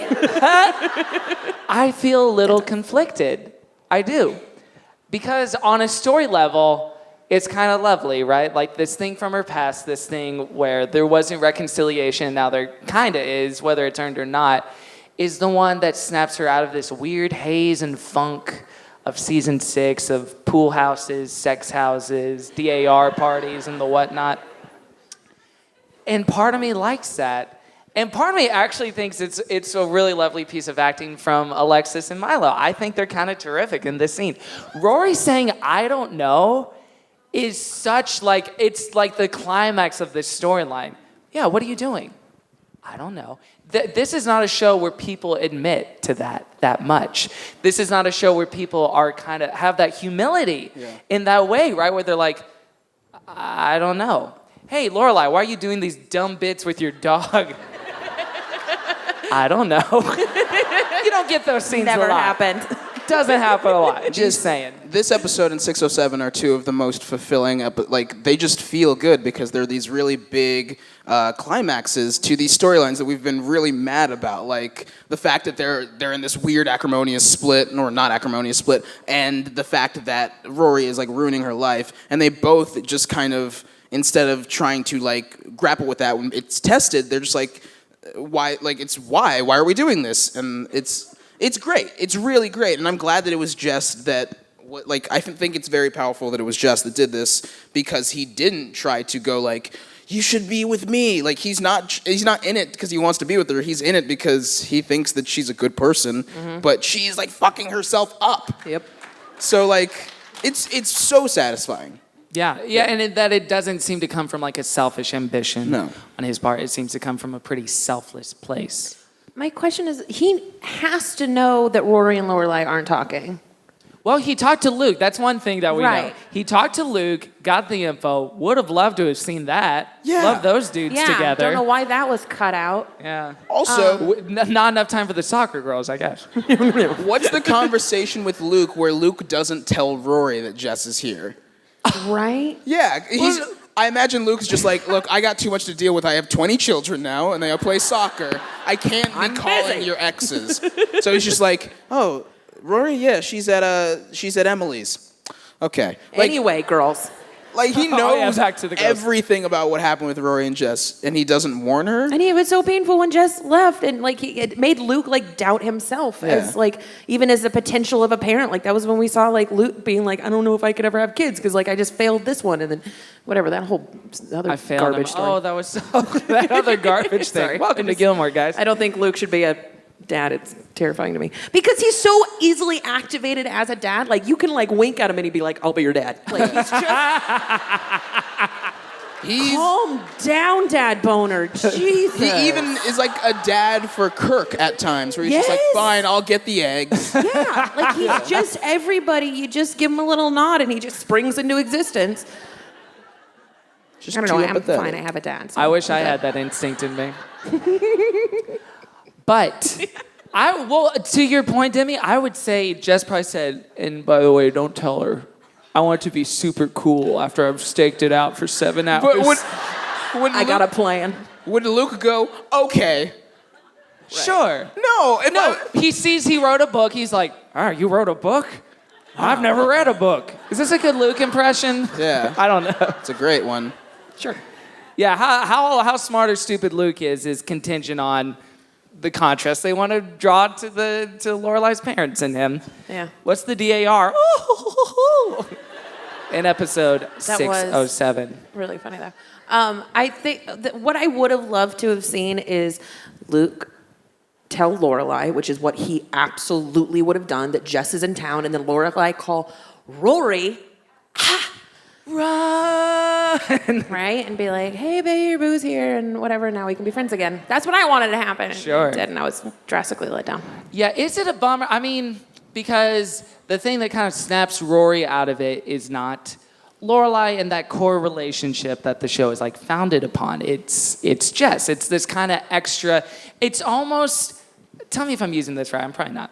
It's like a Deus Ex Machina where it's like, let's fix this. Yeah. And it's not like totally out of the blue. He's not just like a little angel from heaven, contrary to what some people here might believe. Isn't he? But isn't he though? But yeah, it's Jess that brings it out, and it's not Lorelai. doing that, is that unsatisfying to watch? That it wasn't Lorelai that eventually got through to Rory, that there was some sort of breakthrough there? No, because I would have been a little annoyed if it was Lorelai, because Lorelai is handling this in the worst way, I think. The split is bad, and from the beginning of it, you kind of go like, oh, that does suck for Lorelai that she's siding with her parents, but she really only hates it because she's siding with her parents, not because she thinks Rory's doing something wrong. True. It's like it's like, oh, you were my friend since you joined the school, and now you're going to be friends with a popular kid. Like, it's not really, it's so catty. And even when Richard is trying to be like, you were right, I should have used your plan, she's like, yeah, you should have. And it's like, no, just, he's on your side, don't push him away. So if she was the one that finally got through the Rory out, it would have felt unearned. It would have felt like validating Lorelai's bad behavior in a way. I truly think that the show does a lot, by the way. Well, and she made mention that Lorelai was waiting for Rory, and is like, as soon as Rory called, she would come running. She would be like, they're so fast, as it says in this song. Tie-in. But if she were to go to Rory at this point, it would be wholly unsatisfactory, because like, you could have done that months ago. Right. Well, let's talk about, now that we're on the subject of Lorelai, let's talk about her storyline in this episode. That's not the soccer girls, which is Paul Anka, the bit that becomes a serious thing, which this show does a lot. Sometimes things start as a joke, and then they have gravitas, and then they have seriousness. Sometimes things start with gravitas, and then they just become joke machines. A la Babette in 105 saying, I didn't think a man would ever want me, to every other line just being like, pow! Yeah. So sometimes it goes each way. So in this case, this is Paul Anka, the joke dog, the funniest dog in the world. Paul Anka, the joke dog, if I saw that on a marquee, I would watch it. Yeah. Like, that's a show, like, you say that like, oh, the joke dog, but it's like, no, I'm in. But let's talk about that scene with Paul Anka. Something's wrong with him. He's sick. And there's something, she can't figure it out. He's doing weird things with the shoes, and instead of it being like, he just loves shoe shopping as much as I do. It's like a serious thing. So one of the last scenes of the episode is Luke waking up. And it was funny listening or reading a lot of the TWAP comments, because a lot of people thought Luke would wake up and Rory would be in the bedroom with Lorelai, like reunited. That did not happen. What happens is the following scene where Lorelai is watching over Paul Anka. Trigger warnings. Is he okay? Yeah, he looks the same. Is he breathing? He's breathing. Nice and steady? He's fast asleep. Good. Yeah. You been here all night? I kept thinking I heard him. Yeah, he does snore occasionally. He's wearing the I Luke remember Steiner it was cold, shirt. so I put his jersey on him. Yeah, I think he likes it. Yeah. Every time I go back up to bed, after checking on him, I just was convinced that he needed me. So I came back, and finally I just ended up here. It's as good a place as any. Yeah, he doesn't want to eat anything. I had all these milk bones ready for him, but he doesn't want anything. What's the baster for? In case he's thirsty, but he can't lift his head, so I can just shoot water in his mouth. Got it. He didn't seem to want anything. He's gonna be okay. He's strong. You monsters. He's so helpless.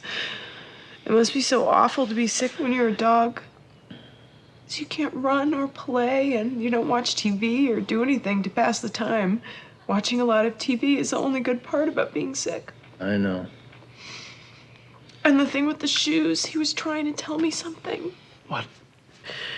He was trying to tell me to put my shoes on and take him to the vet because he felt something coming on, and he was trying to ward it off, and I didn't take him. I don't think that's why he was playing with your shoes. I tried so hard. I have a list of things that he's afraid of on the fridge, and I try to do the right thing. I should not have socialized him at Kirk's doggy daycare the other day. I should have taken him to the best doggy daycare in the country, even if it was in Seattle. That's where I should have taken him. He's fine hanging with Kirk. I did this wrong. I did this all wrong. How could I have let this happen? How did I not see it coming? How didn't I step in and do something? And why can't I fix these things? Hey. I'm a bad mother. You're not a bad mother. Oh, did you sleep at all? A little. You stay home this morning. I'll call Suki and tell her you'll be late. He's gonna be okay. I hope so. Everything's gonna be okay.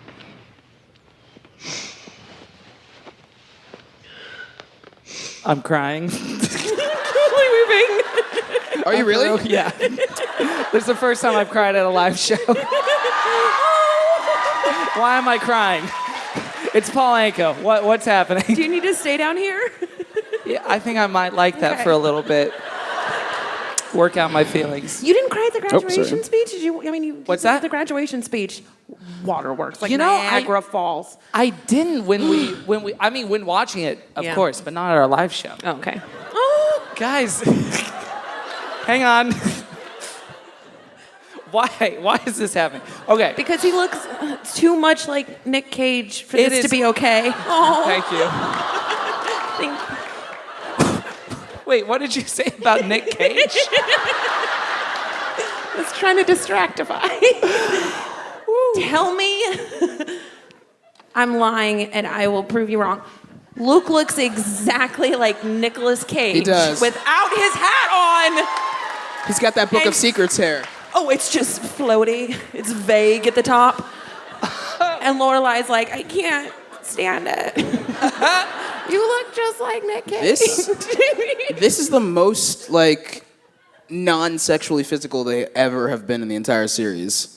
Like his like little caressing the back of her neck, it doesn't happen so casually. Yeah, well, He's you know, done like the hair touching. there was a little bit though. in Yeah. 607 we didn't Yeah. talk about, like when they're on the porch Yeah, together with the that's exactly what I was dollhouse, thinking about. and she's talking about like the Atlantic City plants. He kind of like in a very beautiful way, as it's zooming in on her, he just kind of plays with her hair a little It's bit. always when he's consoling her about her motherhood then. Yeah, in both these cases. Yeah. Do you feel like Luke sort of feels like he really wants to show his love when the thing that he admires Lorelai for, I think, has always been how great a mother she's been to Rory. Do you think when she feels that's crumbling apart, that's when he's like, I need to be the good boyfriend now? Yeah, I think it's like a deep, deep dad instinct. idea. Again, like we've been That's talking what about. I've been saying. Yeah, I think Caitlin's on. He's to like, it's something. okay, I'll be your dad too. Yep, no, I know how to do this. I got this handled. Play with her hair. And nailed it. What a lovely scene of just obviously Paul Anka's Rory. I'm a bad mother. She's talking about Rory. But the scene never explicitly connects it to that, which I just think is such a nice move because it's just so there and it's just so present and evident in what Lorelai is saying. But it never says, I'm a bad mother. You know, like with Rory. Like there's never that like underlining thing that I just think, you know, as like ham-fisted in a way as the scene is, I think it's beautiful in that way too. It's beautiful, but it is far from like subtle. Like No. There's fists of ham going on. But the line I've thought about almost like once a week since watching this episode, like back in 2005, is it must be so terrible to be sick when you're a dog, you don't get to watch TV. Something about that is just like very, yeah, and maybe because we're like dog people and stuff, but I mean, I can speak for myself. And Demi, are you a dog person, Caitlin? I was raised by wolves. That is a real thing. I'm not even kidding. Ooh, a la you too on Songs of Innocence. Deep cut for the 50-year-olds dog out there. person, absolutely. Yeah, but just like, oh, you can't watch TV, you're sick. Just the helplessness of, especially when you're caring for like a dog. It's so sad. It's such a bummer. And I love this scene so much. Lauren Graham is perfect. What else can you say? Yasby. All the way. Oh man, this feels good. I like being on the floor. Feel good for you, Demi? Really good? Yeah, this feels great. Do you hate everything right now? No. Okay. I'm just sort of thinking about this scene, and I feel like oh my God, this is what I hate. Like someone just odd because they know what I'm about to say, and it's not that I hate this because this is like she's never done a bad acting job on this show. Lauren Graham, I mean, she's flawless.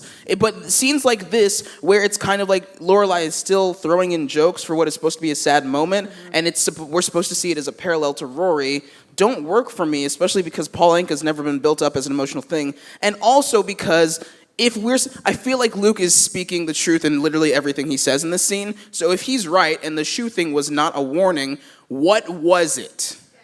You know? Literally walk to your daughter's room where your daughter is supposed to be and fix it. Like, it couldn't be that.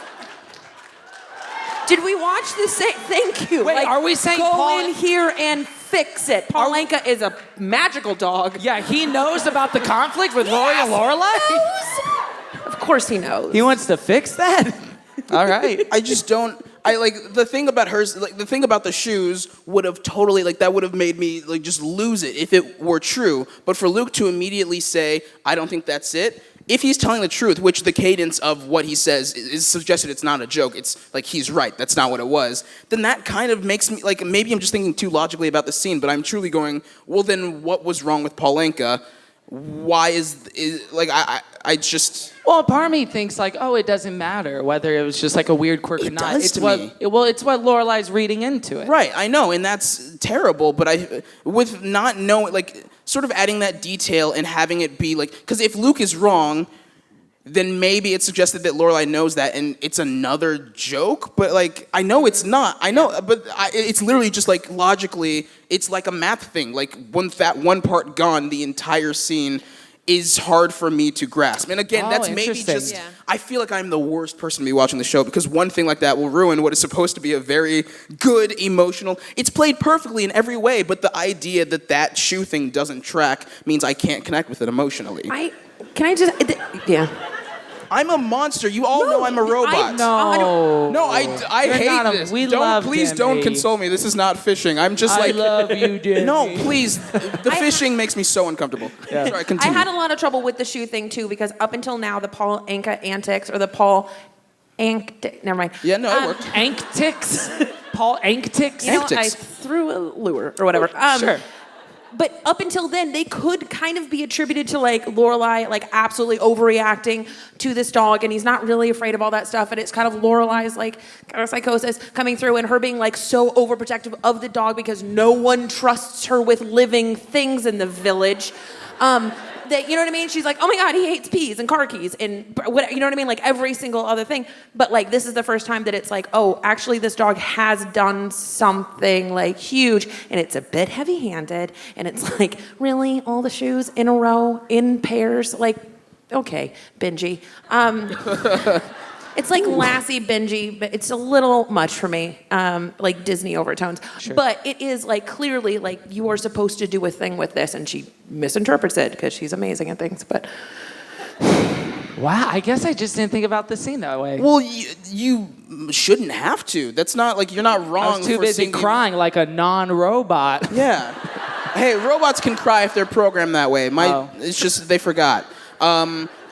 The thing for me with Paul Anka is like the storyline of him pulling the dogs down the first time is like, oh, crazy Paul Anka. When he does it again, I go, wait, this is a weird thing to keep hitting. Then we find out he's sick, and I go, oh no, we're gonna figure out what's up with the shoes. When she says the line about the shoes, I was immediately like, oh my God, that's awful. Because in any movie, that would have been the point where everyone in the theater just starts bawling. But then when Luke goes, no, that wasn't it, and we don't get an answer as to, it just ruins the entire build-up to Paul Anka being sick, and then I go, well, now I need that resolved, and I get that it's a parallel for Rory, but you can't just jump to parallel for Rory after you left this big hole in the Paul Anka thing. But Paul Anka had been hinting at the Rory, missing Rory, because he keeps going to her door, and he keeps going at it, and they're like, stop it, you silly dog. Well, I guess that's clearly the thing. So Paul Anka is a mythical creature now? Probably, yeah. Why are you all just said that like, yes, you idiot. He's a magic dog. Thank you. Why am I the crazy one for not being sad about a magic dog being sick? I'm not really sick. I think that's the first time this sentence has been spoken in this theater. Maybe. I don't know. David Cross has got some magic dog material in a week. I think, like, the idea of Paul Anka literally just being a metaphor, like, if they get back together, the dog just jumps up, it's like, oh, everything's great now, like... I've been Rory the whole time. It's such a... It's a cool story. It's like the wishing boot from SNL. It's a cool story device, but it just doesn't connect with this world in which nothing else happens like that. So it just... Yeah, it it throws seems me out of for a place. loop. But it doesn't like ruin the episode or anything. I still think like that scene is very powerful. It just has a few missing pieces in the puzzle. What does ruin the episode? Well, let's get to one more scene with Mr. Huntsberger. There it is. I don't. I love the cacophony. This is when Rory goes back to. We can take our seats again, probably. I don't wanna. You don't wanna? No, I'm truly gonna do the rest of the episode from down here. Is that true? Yeah. Really? Oh shoot! Knock it down. Well, I gotta man the boards. Oh damn! Ow! Damn! Your phone. You need a pillow for your little head? Thank you so much. Okay. I'll see you in your nightmares. Let's.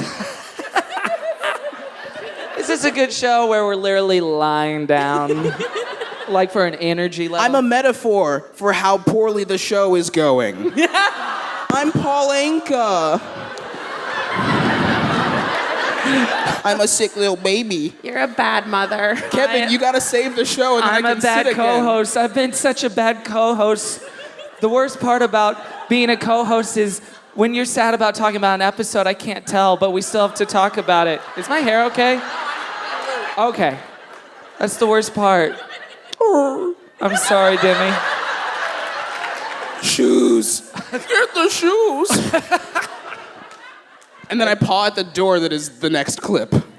You paw at the door at the next clip, which is Rory's confrontation with Logan. Gone? Yes, he's gone. Writers are so sensitive. You are a jerk, Logan.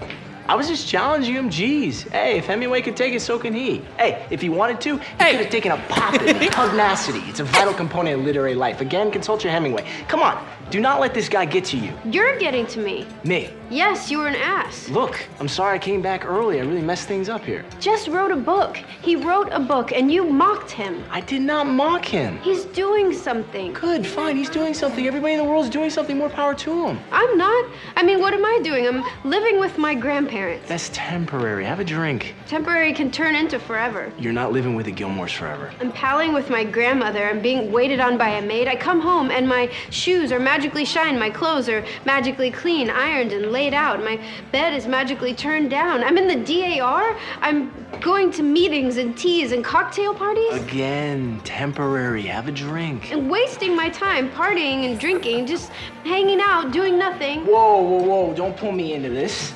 I didn't say anything about you. Yes, you did. Don't make me feel guilty for your drinking and partying. That's your choice. I'm not forcing you. When I ask you out, you can say no. It's all we do. It's not all we do. Where's that That's all just you behind do? them? It's my prerogative, you know? You're damn straight. I'm gonna party. I'm gonna do it while I have a chance because come June, my life is Dean! over. It's Dean! Yes, your horrible life. Let's hear about it. Got a week?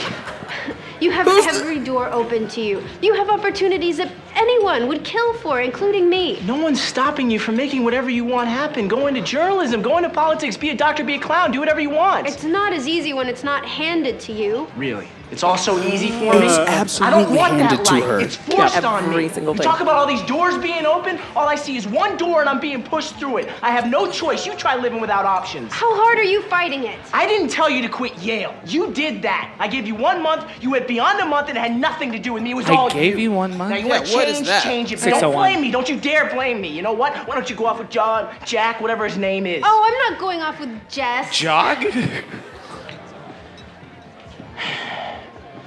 Come on. Where? Let's go. I want to go. I don't want to be I'm here. in a drunk drive right I don't now. want to go. Well, I drove you here and I want to go. I don't want to go. Fine. I'll cover the bill. The Here's cab. $8,000. Whatever you want, your choice. He left $2,000. Yeah, I know. He's a serpent We got a lot to snake talk about. and a drunk driver. Rory says to Logan, "You've had everything handed to you."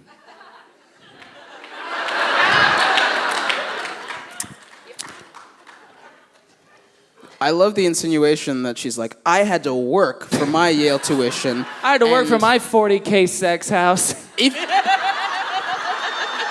Logan should have just said, what have you worked towards? She'd be like, I got community service. Like, that's it. Yeah, we still don't know what his punishment was for stealing a yacht. Again, for stealing a yacht. I truly think there was no punishment. I truly think... I think he got off. He, like, Mitchum's lawyer was like Johnny Cochran or something. He's just like, you're good.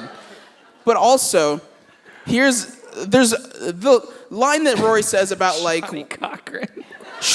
If the ship don't sail, then I'm Dan Quayle. Yeah. Yeah. I think... Sure.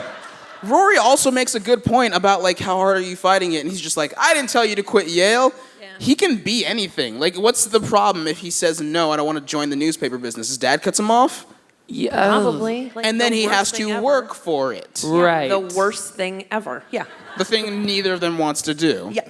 That's insane. This fight is insane. Yeah. Like, it goes from, like, shut up, Rory, have a drink. Shut up, Rory, have a drink. I never told you to drink. You can leave anytime you want. I gave you a month. What? His energy is very upsetting and very... It's Lifetime original movie. He seems like he's about to be like, ooh, I oughta... It's like, yeah, my husband's gonna murder me in the shower energy. Like, he's like, whoa, hey, don't bring me into this. Who told you to say my name? It's like, no. Yeah. You almost want to go, hey, is there a problem here? And then pepper spray him. Yes. Oh, you're hoping Dean the bartender. I'm hoping the weird Dean guy from the back who's licking his lips because he's holding 2 drinks like a cartoon. He literally holds them up like, oh, I got me a present. Like, I want that guy to come in between them and be like, hey, is this guy bothering you? And Rory to go like, no, it's fine. And he's like, yeah, you heard her, it's fine. Beat it, bozo. She's like, hey, I'll be over by the door if you need me. Because he's borderline abusive. Yeah. Well, that's the energy, right? Yeah. Like, I think it's the way Zucri does this thing where he, like, clears his lip for a bit, where it's like, pow! Like that seems like a prelude to that. And spoiler alert, that doesn't happen in the series. He doesn't fight Rory? Yeah, he doesn't hit Rory at any point. Yeah. Thank God. I was really waiting for you to navigate that. That would be very funny if he did, and you've been Team Logan for months. Listen. I love him, except for that one time that he clocked I see both sides to it, though. Everybody gets a hall pass. Did you say hall pass? You guys awing because I said hall pass? Yeah, people just don't like the idea of hall passes anymore. Or the movie. Yeah, this is a bummer. This is Logan's not being a good boyfriend. He gives her money for a cab to go home. He tries to make the problem go away by flipping a few dollar bills Rory's way. And they're not listening to each other. He says at one point, and we asked ourselves this during the clip, he says, I gave you a month, which this is in reference to a conversation that happens in 601 at the party that they go to, where all the white people dress up as convicts. And he says, I give you a month to go back to Yale.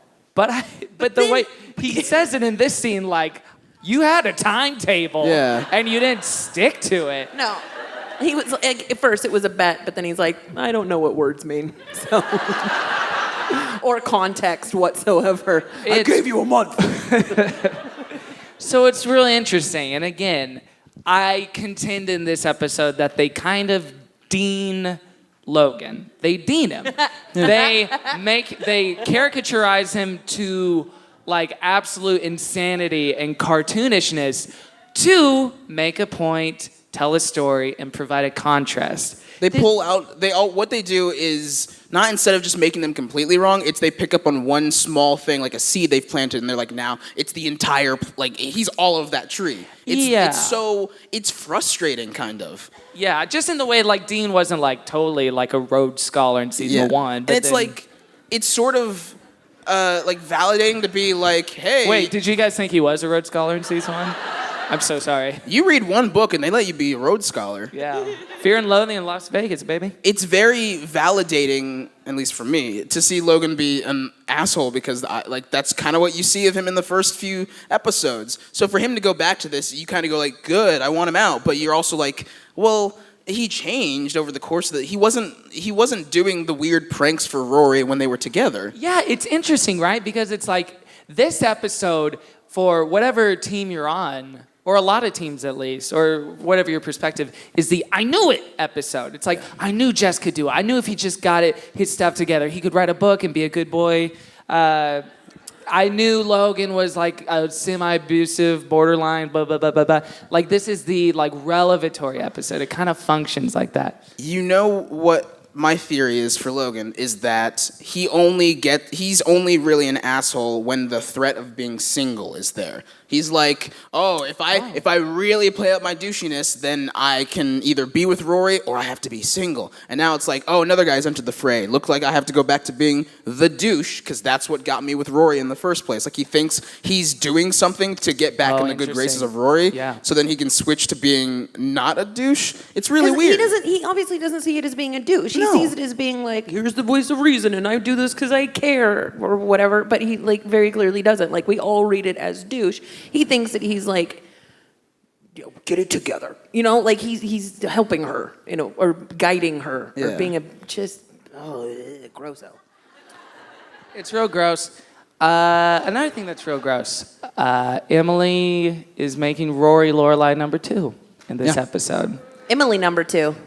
Oh, kind of. Well, they're freaking... Well, before we get into that, you bring up a good point because they're dressed the same way. Shall we do the fashion report? I think so. Fashion! All right. I've never heard a crowd of people so excited for 2 men to get it so wrong. Again, I mean, I don't even know if I should put it up, but just Logan's jacket, we can just talk about all day and all night. It's from Old Navy. It's old, all right. Unfinished Navy. Unfinished. It looks like he stole it off of Oliver Twist. What's the problem with, like... I can't get over the frayed edges. This man is a millionaire.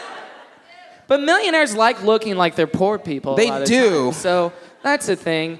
We can talk about... I literally had that jacket from Old Navy in 2006. Like, You I had cannot this one? stress that enough. This is Old Navy. He's doing it ironically or whatever, but that is an Old Navy issue dirtbag jacket. Big stars haul out to Old Navy, who's sponsoring this episode tonight. Yeah, we got to cut that. Let's talk about Rory and Emily in that scene that kind of plays out legitimately like a horror movie. This is Rory sneaking around. This is when she thinks, Emily's a Cylon because she's everywhere. The bake house is really small.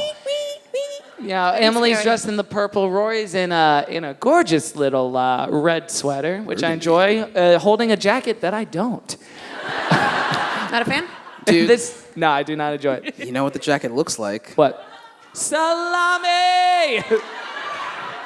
Sorry to the people whose friends drug you here. I just realized, salami's a catchphrase of the podcast now. We should have put it on the t-shirt. What a weird show we fucking do. What a terrible thing that you all paid to see tonight. Oh, boy. And then, of course, because it's such wait. Oh, sure. What's that necklace? On Emily? Yeah. It's a Horcrux. It looks like it could be. What does it look like? No, it looks like it could be. It looks like a USB drive or like a vial of someone's blood. It's a USB drive with her and Richard's wills on it. Maybe. And like a video. Rory, if you're watching this, we're gone. Here's what you need to do. The gold is under the study, whatever. It looks like it could be, I don't know. It's a tiny little galaxy that she just owns. She's got like hundreds of them. Yeah. Again, all the people in Gilmore Girls are magical creatures. Yep. I believe it. We got to talk about also on the Emily front. Wait. Yeah, Emily, can we talk about her hair? Oh. Emily's hair? This season, her hair makes her head look so big. I feel like cartoonish. if someone fired a gun at her hair, the bullet would bounce off. Maybe that's why she's doing it. She knows Lorelai's out to get her. She doesn't know how. And here's the thing, she's flawless. I adore Emily. Like, she's amazing. I wish she was my mom. I love her. You wish she was your mom? You wish she was your mom? Sorry, I didn't have one, so this is displaced. I'm fine. It's a safe space, Caitlin. Well, speaking of... It's like the full blow back, and it just really brings her forward to every scene. She always looks closer than she actually is. Because of her hair. Sure. And then, of course, Emily and Rory and that scene in the inn. Matchy. Golly. Yep, that's a lot. Again, and we talked about this in 607. It's stupid that Rory's dressing like this. It's so dumb. I don't buy it. I'm not into it. Well, Emily's literally taking her clothes away and putting in other ones. Well, I guess, yeah, that's true. In the last episode, she put out the dress for her to wear, and yeah, I guess. It's just so creepy. I like it as, like, a metaphor and, like, a story thing, but, yeah, it looks not good. And this is, either a few episodes ago, I talked about a jacket that is tessellating and looks like it has Muppet frills. Like, this is that jacket. She looks like she's wearing Animal's chain. Animal's chain. Anywho, Animal has a chain. He's the best Muppet. Don't forget it. Oh yeah, we did decide he was the coolest Muppet in 422. Again, weird podcast, folks. This is Luke and Lorelai at the soccer game. And you'll notice that, yes, indeed, Luke is wearing his flannel under his soccer outfit. He cannot take it off. This is his version of never nuding. It's his Horcrux is the thing. Oh, it's his Horcrux. He can't risk it getting damaged. That's right. Oh, boy. One thing, I don't know if you noticed this, but there's one other person wearing this exact uniform. I presume it's the coach. And he is looking over at Luke with the most seething jealousy when the two girls go up to him, as if he's like, they never want to talk to me, and I actually work for the team. Oh, boy. And then I mentioned Peak Springsteen before. Everybody's got a hungry... Guys. This is Peak Springsteen? I mean, as far as Jess goes on this show, yes. But, like, that shirt is what Bruce wore on the 1975 tour for Born to Run. His hair is kind of like 1978. Are you fucking kidding me right now? No. This is... Again, I've described your Bruce knowledge as mental, like a file folder where you just pull out, like, songs, but you are pulling out looks. This is... They're all distinct. And sure, do I have a hard drive just divided by year and pictures of him to look you're for Rain style Man options? for Springsteen, dude. Of Springsteen or of Jess? Springsteen. Okay, just... Lady. No, sir. This is Jess in the bar, of course, holding his beer. He has anime character hair. It looks like... Well, his hair... Right? It looks like the swoop is so puzzling, right? It looks like someone closed the door really fast. He's like, huh! I'm or all the hot air Logan's just blowing. But I'm blowing. standing up to say that his hair is perfect. Thank you. Gilmore Guys, fair and balanced. Like Fox News. I feel like all the hot air Logan is blowing out is just fucking with his hair. The unsung hero of this episode, of course. Oh, Babette. This is Babette. We didn't even talk about this storyline, which is Lorelai obsessing over paint. Yeah. This paint, that paint, blah, blah, blah, blah, blah. I always didn't want to talk about it because it's like, yeah, Lorelai's being crazy. I mean, what is there to say? How did this strike you? It's just a thing for her to do so that she can quietly notice Anka, so that when it becomes bigger, she's not focusing on the paint anymore. Do you have a question? I have something. Okay. This you can talk freely if you have a microphone. Thank you. This is like and this has happened before, but this is the perfect like view of Luke bringing up something, Lorelai being like, no, and not wanting to deal with it, and him being like, no, deal with it, no, deal with it, no. And she's like, no, and other things, and Disneyland, and Turtles Are Blue, and other things, like whatever she can do to like get out of it, and him just like driving forward, like deal with this problem, and she won't, and then he yells at Babette, and it's terrible, and I hate it. He's all, get out! Like, it's so... Yeah, he's yelling for a long time. I know. While also on the phone. Because if that scene, he's on the phone in the next scene in the kitchen. They do nothing but yell at each other. Okay, here's the thing. Here's a question. What color is the paint in Rory's room? Do we know? What color is what? The paint in Rory's room. Like light yellow? Okay, I was gonna say if it's red and Anka's licking that red, but that's not right. So whatever. Yeah, I think it's light yellow, isn't it? If he's licking the red. Oh, because of the swatch. Yeah, if he's licking the swatch and that's it's the because color. that one is the color of beef. Duh. Oh, yeah, that's true. Anyway, Babette's wearing something here. Let's move on. Babette's wearing Majora's Mask as a necklace and like a weird kimono. And most of a couch. Yes. Sorry, just velvet. It's a little much. Let's talk about homeless Finn. I did not enjoy this. Do all the men in this show shop at a place that puts the wrong sizes on things on purpose? Yes, I guess so. Yeah, this is Finn outside of the bar. It's like a golf outfit. Kinda, yeah, and right? I hate it, like that polyester kind of shirt, but then like a peacoat. Or like a bowling just to remind shirt. everyone that he's double douche. Dabadoosh. Double douche. All right, I mean, we have a few more, but we're a little short on time, so Yeah, I that think... jacket is gross. Look at hers. Oh, yeah, Rory looks like she's hiding behind Finn. She doesn't want her photo With taken. the sneakers. Okay. The little It's okay. sneakies. I know, we don't talk enough about shoes Her being on this 21 podcast. and wearing Converse. Also, Jess, if you look very closely, I believe is wearing knockoff Converse with his big baggy Jinko jeans or whatever the Christ those are. Oh, interesting. It's really troubling to me. And I think that's been the Fashion Report. Fashion. We got one more really important clip that we need to get to, which is the end of the episode and Emily's final stand. No, she lives after this episode. It's okay. So I guess it's not Emily's last stand. Well, she just doesn't stand anymore. She is. Oh yeah, she's sitting down in every episode after this. If you pay Professor attention. X. Yeah, that's right. That's her last stand. This is at the DAR event that Rory is throwing. Emily comes home. Rory's not in the bedroom. Ooh, echoes of Lorelai. And then we get this scene. And let's talk about, keep in mind when watching this scene, the way Daniel Palladino, who wrote this episode, writes Emily in this scene. Because I think it is something to watch out for. Let's take a look. A fresh platter is all we need. Thanks. I need to go somewhere and have a little talk with you. Later, Grandma. I'm needed out here. Young lady, I insist that we go somewhere and talk right now. Grandma, I'm sorry. I can't. There's a kitchen here. We'll go there. No, I'm not going to the kitchen with you. We'll talk later. Plus, they play those damn guitars. They're Balalaikas. They're too loud. They're Russian and they're not mic. That's their volume. I'm not liking this tone of yours. Well, you're forcing the tone, Grandma. I said I'll talk to you later, but right now, I'm not leaving this room. Where were you last night? Why didn't you call? You're overreacting. You're not wearing your dress.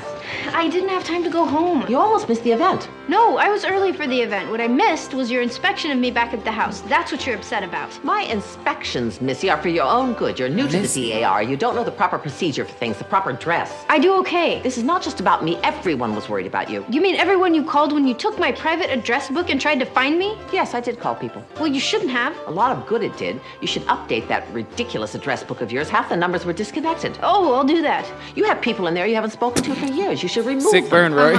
I'm throwing that book out. Do not throw that book out. Do not use that tone with me. I want to be very clear. You are becoming more like your mother with every passing day. And you are becoming more like my mother's mother with every passing day. That's it. That's it. What's it? You're grounded. Grounded? Yes. I'm 21. You can't ground me. And no more sleepovers at Paris's house. Grandma, I go wherever I want, whenever I want. And I haven't been sleeping at Paris's house 3 nights a week. I've been at Logan's. When your father gets home, we're going to talk about the house rules and be on the same page once and for all. You mean my grandfather? You know what I meant. Well, I'd have to be living at the house to have house rules. What does that mean? Excuse me. Young lady, do not walk away from me.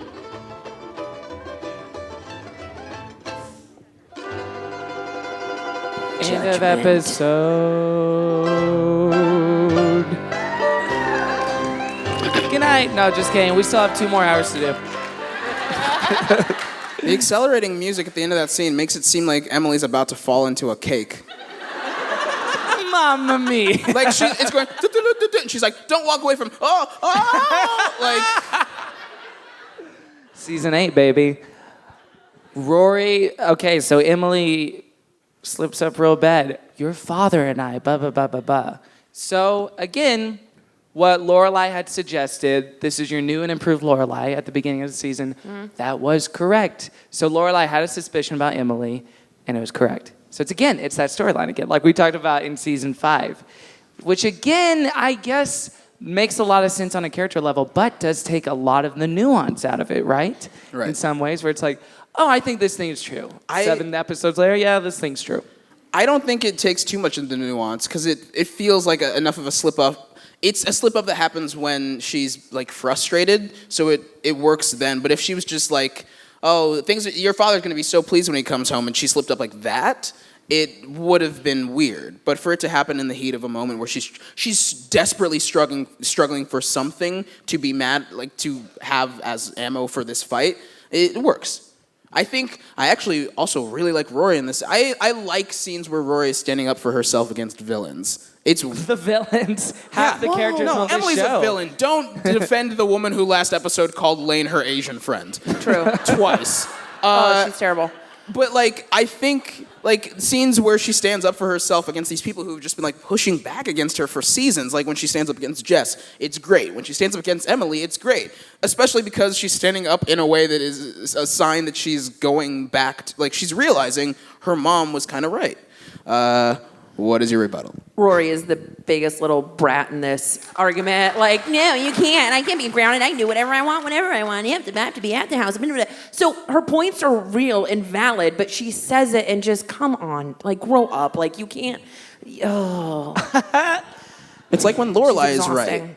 It's like when Lorelai is right in an argument, though, where it's I know you're right, but is this the way you choose to fight the battle? Twisting a knife in a weird way, Yes. rhetorically, sure.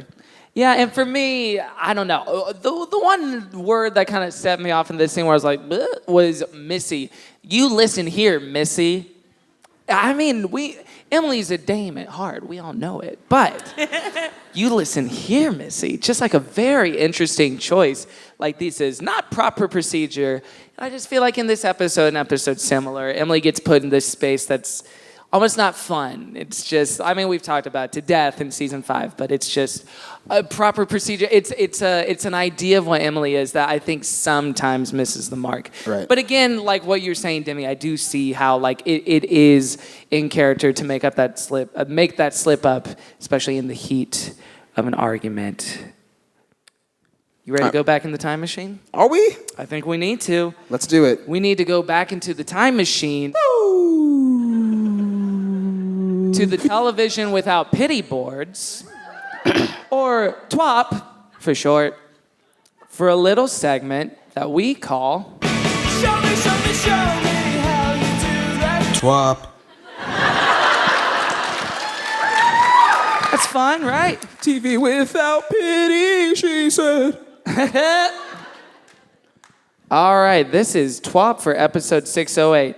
So, Wicked Skizzy, which is an old friend of ours now, said, if Jess had acted more like that back when he was a regular character and didn't write in books, which a lot of people take offense to that. That is not something to hold against him. I may have actually liked him, alas he was not, so I was forced to hate him because he was also a controlling and emotionally abusive boyfriend. He wasn't that way in this episode, and at least for that I'm grateful, though it was ironic. Everyone who hated people and their tone in this episode were watching people behave exactly like they did. It was actually pretty creepy when Emily more or less called Rory her daughter, yet she still doesn't clue in. I felt bad for Lorelai, but she played her emotional fall very well. That could also be aided by the fact that oh, no, that's sad. It talks about a lost cat that just passed away. And that's nothing to joke about. Guys, I'm here with the ASPCA. Dr. Cher wrote, on a lighter note, Dr. Cher wrote, I just don't give a shit about the dog. Blah episode. What about the other 37 minutes of the episode? Dr. Cher did not weigh in on those parts. Don't give a shit. Did you say Dr. Cher? Dr. Cher, spelled C-H-E-R. Great. So do you believe? But if she was a doctor. Natalie, 23, wrote this from a tried and true Jess hater. Jess was awesome tonight. He was so good in the scenes with Rory despite being a bit whiny outside of the restaurant. How sexy was it that he wrote a book and is working at a printing press? So perfectly Jess. What? I found him so attractive tonight. I thought I was on drugs or something. Whatever the case, nice work, Milo. Did she write the wink? No, I felt like that was flair. me capturing the tone of what she love was it. saying. I feel like you nailed it. I don't think it's sexy to publish a book.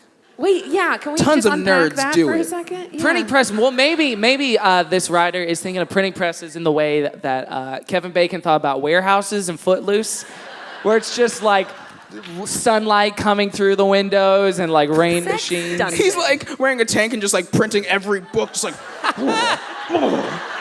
Wait, whoa. Phil chorus is playing as they're doing Yeah. Yeah, he's in the printing press, and then he turns on his Spotify. Oh, please. And he turns on a little song, and then all of a sudden, he looks up from what he's doing, and he hears the following.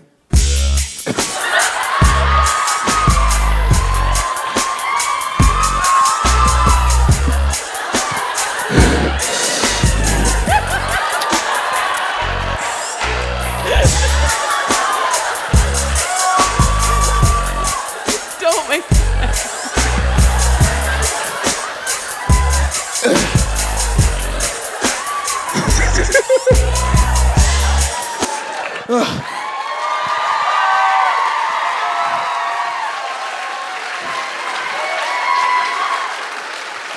Well, that's one page down.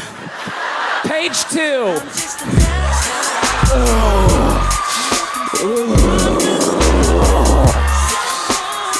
I cannot. What a... I do like the idea that he's in a... He's like, they were probably high or something while printing it. It was me. Bye. Bye, Caitlin. Give it up for Caitlin. Thank you so much. For the listener at home, that was... Coffee spilled. Oh, no. If you know what I mean. I'm so traumatized.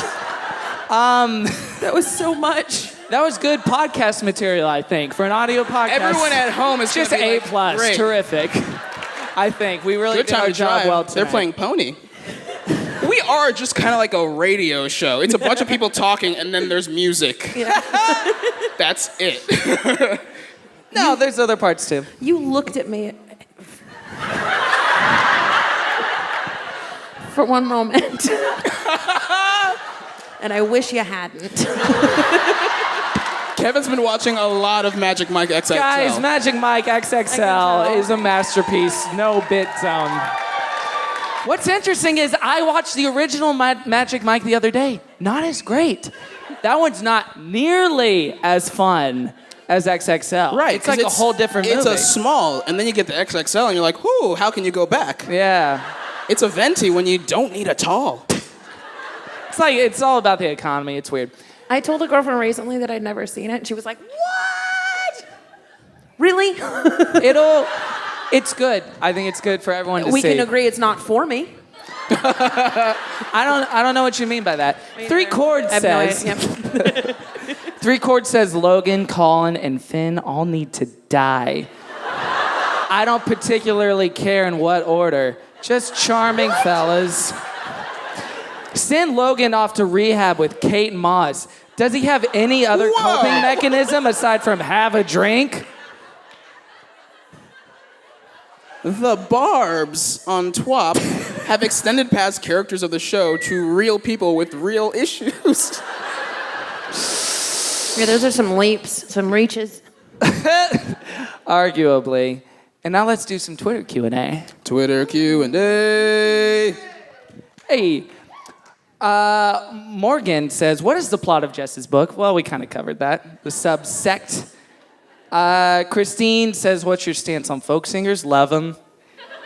All about with all my little heart. Shout to the Decemberists. From Portland. See what you did?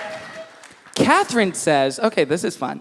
If any of you needed a wake-up call, who is the Gilmore Girls character you would most want to show up at your doorstep and give you some perspective? Oh, Caitlin had a very visceral reaction to that. I dream about this. I'm not even kidding. Who would it be? Michelle. Are you kidding me? Thank you. He is the drag mother of this show. He will set your shit in line. And he'll do it in like 8 words and like a scoff and like saunter off. And he'll be like, forever changed. That would be a secret talent of his. Yeah. As we have not seen such compassion yet on this show. I know him better than anyone. Oh, my apologies. My sincere apologies. Who would it be for you? The Nature Must Wait child. Demi must wait. No, here's the thing. it would just be like, there's a child at my doorstep. I'm like, what do you want? Are you trying to sell me cookies? He's like, I don't want to sell you cookies. I'm here because you're fucking your life up. And I'd be like, kid, leave me alone. He's like, no, I will not. Like, he'd just yell at me until I unrelentingly sit down at the table and don't go to the bathroom. I don't need someone who's gonna be like a friend to me just so I can close the door and go back to my life. I need someone who's gonna terrify me. Someone who, like, if I close the door on them, they will break down the window and go, you can't get away from me. And the only person that can do that in the entire history of the show is the Nature Must Wait child, who doesn't have a name? His credit is the Nature Must Wait child. Nature Must Wait SAG, yeah. That guy better be in the revival. I'm not watching it if he's not. That guy better be in the revival. Yes. Because he's a guy now. It's been like 12 years. He's like a dude now. I want him to see Zach and be like, remember me? I'll say Mr. Kim for myself, because... Just because you want to see him. Right, well, yeah, just because I want to see him. And he's probably like an omniscient being at this point. He and Jess. Yeah. Daniela says, do you think Jess switching from a leather jacket to a denim jacket is what made him change as a person? Yes. Maybe. We kind of covered that, but Kristen says, this is an interesting question. Does it drive you insane that Jess never apologizes to Rory? Yes. No, not really. I feel like them showing up, they kind of give each other, the glances they give each other are like, hey, it's like... It's all in the looks? Well, the way that, like we were talking earlier about, like, is it weird that they just kind of jump into conversation without any sort of, like, this is weird? And I think it's because when he comes back, it's very clear from the second he steps on. It's not like, remember me, I'm your ex. It's like, hey, I'm your friend. He's not interested in... I don't think... He's not coming back like the guy who's like, I made a lot of mistakes and my sponsor told me I have to repent for all of them. He's coming back... he doesn't need to do that. He kind of looks at Rory and it is in the glances. They're kind of just like, I'm back. I want to thank you. I don't want to apologize to you. I want to thank you because I don't think he needs to apologize for what he did. He sort of just needs to thank her for I think what the she book did. is kind of an apology, but Right. It does kind of drive me nuts that he's not just like, oh yeah, hey, sorry, I was a giant monster for all of my life up until right this moment. Yeah. Yeah. But even his antics weren't all that bad. He was just like a teenager in this insane little weird Disney town. You know what I mean?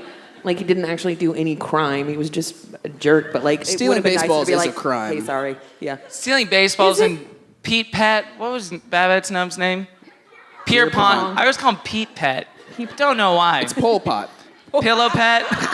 Pol Pot. That's different. Babette has some weird eccentricities. PowerPoint. And now let's do a little thing we often like to do with the live shows, which is a little audience Q&A. Audience Q&A. So we can get the house lights up for that. So a few disclaimers, because we're a little short on time. Be short, be sweet, don't be a weirdo. Don't try to convince us why to like boyfriend number X. Number X, that sounds right. And yeah, let's get to it. So we'll do your name, your rating for the episode, and your question, short and sweet. Does anyone have a question? Here we go. Name, your rating for the episode, and your question. My name's Tara, and I give it a 6 out of 10 McKellen's Neats. And my question is, Demi, when Tony and Rory come back for the revival, right? What will be their engagement story? Like, how did you ask her to marry you? So actually, we already shot that scene. Oops. Cat's out of the bag. Cat's out of the bag. We're both in it. What happens with Tony is actually, basically, Rory goes to a dance. She's a chaperone for a little child at a school dance. What? And she's trying to give back to the community at Stars Hall because they've given her so much. So Taylor is no, it's like the last 2 hours of her community service. She finds out you didn't actually complete it. You're at 298. What happens is Taylor's like, so there's a dance happening, and obviously you're chaperoning it. And she's like, oh, fine, I guess. She chaperones it, and no one's dancing. So one of the other chaperones like, I got this. They play Hip to Be Square. He goes out there and cuts the coolest rug anyone has ever seen. Rory is mystified. She's in love with this fancy, footloose, and free idiot. And it's me. It's Tony. So basically, after that, The kids are all dancing. He goes to the side and he's like, what's up? You don't like Huey Lewis? She's like, no, I just don't dance. It's like, what? Everybody dances. And he pulls her onto the dance floor. The kids all disappear. The music shifts. It's Enya, and they're just ballroom dancing. And she falls for him. And he's like, okay, I have to go. And she's like, oh, okay, how'll I see you again? And he's just like, well, I'm sure we'll run into each other sometime. And they do, and they immediately get married. Perfect. And then on the second page, okay. Oh boy. Any questions back here? Any cues for us to A? We got one over here. I'm gonna wade in. Do you guys want to crowd surf me? No? Okay. Kevin, please crowd surf. Okay. You're gonna get so many people touching your butt. Just like a Bruce Springsteen. Oh, it's already happening. Your name, your rating for the episode, and your question. I'm Ellie. I think I would give this episode about an 8 independent bookstores out of 10 because it leads up to Rory's return. And my question is, I thought that the scene with Lorelai in Rory's bedroom looking after Paul Anka was an echo of after when Rory broke her arm. After when Rory broke her arm. This is the flash. It's not a flashback. It's some history alluded to, I think, in one of the early season episodes. It didn't quite remind me of that. I think if they wanted to make that parallel, they probably would have made it a little more explicit, right? I mean, I don't even remember that. So I You can't remember really... the cast? What, was this Car after the accident? car wreck? Yeah, okay. The broken wrist. Presumably, Oh, it's the car wreck, not the freaking, her wrist, not her So was Lorelai just like, I'm a bad mother, Rory got hurt, essentially? She freaked out. Yeah. Oh, right. But I think that's like a common thing. Yeah, it's just something Right-ish. she does when she's like nuts. wrecked with her potentially bad mother. When she's... Yeah, I mean, you're right, it is.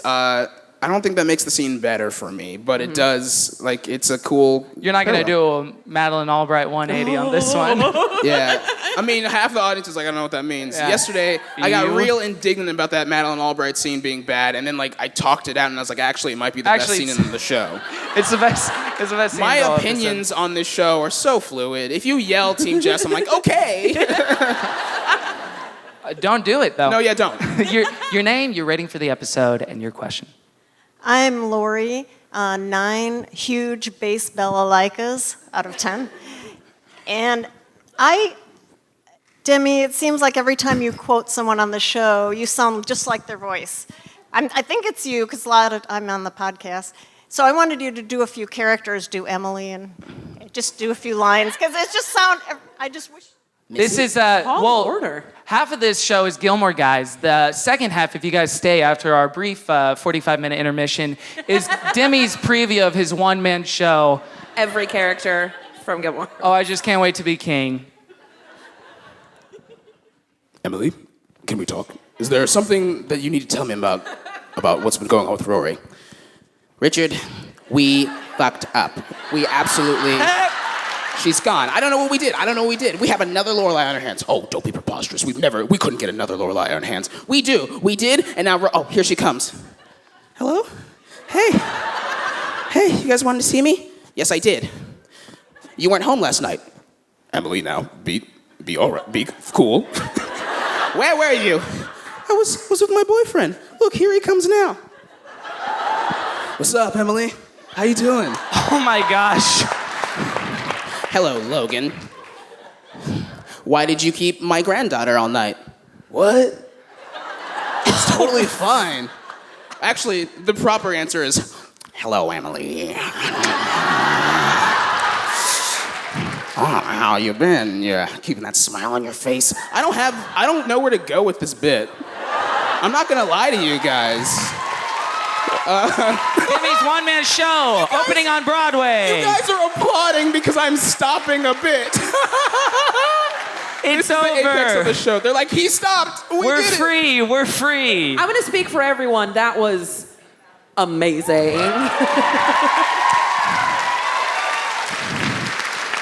Tickets will be available in the box office after the show. I'm in the balcony now. What? On the high wire. I'm everywhere. I'm the fan of the Aladdin. Your name, your rating for the episode, and your question. My name is Kristen. My rating is 8 out of 10 dog jerseys. And then I just wanted to know, I don't know if it's because Luke lives there now, but why does Lorelai have a turkey baster? Oh, that's true, because she doesn't cook for shit. Good question. Yeah, I would assume it is because Luke is there half the time. That's a nice little detail. What's like the grossest food to put in a turkey baster? Because I'm sure it's just like, I don't want to use a spoon. Here we go. Soup. Oh, You know she's used it for pudding, Jell-O, applying hair product. Yeah. That would be so fun, actually. All of those things for the one turkey baster. Ramen noodles. Hello. Oh, sorry. Your name, your rating for the episode, and your question. My name is Rachel. I give it an 8 out of 8-year-old feminist soccer players. Woo! Yeah, those girls were kind of on point. Yeah. And my question is, so Paul Anka plays dead anytime he sees another dog, and Lorelai takes him to Kirk's dog daycare. Do you think Kirk tried to give him CPR? Oh, shoot. When Luke is away. Yes. Without a doubt. Your name, your rating for the episode, your question. I'm Renata, and I give it 8 out of 10. I had one, and I forgot it. So, just 8 out of 10. But Luke mentions Ed once again, which is his friend that he was sort of alluded to, and you guys were like, who the hell is Ed? Oh, yeah, the dude that cries. The dude that Luke makes cries. Mike Henry, who plays Cleveland on Family Guy. And he mentioned my buddy Ed, so I was just wondering, what do you think the backstory between Luke and Ed is, and why are they so close? Yeah, because he is Luke's only male friend that he alludes to in the whole series, as far as I can tell. Well, TJ, too. Not really a friend. Yeah, more like brothers. He hates him. He hates him. He really hates him. He really wanted to murder him like 18,000 times. He said it 8,000 times. What is the backstory? I think that it's Ed was the only customer to ever say, hey, have a good day. And he's just like, that's a good guy right there. And now, like, that's the only interaction they've ever had. And now he's just like, Ed's my friend. Ed, I love Ed. Right. Oh, Ed never gets to go to football games. Yeah. Yeah. They were in hurdles together in Yeah. high school. They sound thick as thieves. They seem to have like a very emotionally messed up relationship, though, in the few times that we see them. We should make a supercut of all of the Ed mentions and scenes and try to piece together a sort of story. There's like a sad backstory. That would be awful. I think, what if that's when I cry? Oh, is when you realize Ed's the tragic character on this show? Your name, your rating for the episode, and your question. I'm Paula, and I would give it 7 out of 10 gold-framed JT posters. Woo! Perfectly ornate. And my question is, what color do you think would go with Paul Anka? Does it matter to him because he's colorblind? Well, to us. It's for us. Not fully colorblind. Dogs can see certain shades. Is that true? Yeah. He would look really good against a periwinkle. Yeah. We'll go with that. Yeah. We'll go with that. I can see that. Yeah, periwinkle. Wait, Final what answer. are the shirts? What are they all? It says, say yes to the Jess. Say yes to the Jess. A New Hope. A New Hope. Yeah. Sorry, dear. That's an old hope. I found my favorites. Yeah, we're definitely... This is a show that is at once built on the idea of unity and community and all enjoying the same thing and all hating each other's opinions at the same time. It's also episode 6, Return of the Jessi. Oh, shit! Oh, shit. And I have one... Actually, I have a question. What's one thing that you want to see in the Gilmore Girls revival? Gosh, that's a really tough question. I don't know. I really like that one girl. Her name was Lane, and I thought. Is that the Asian one?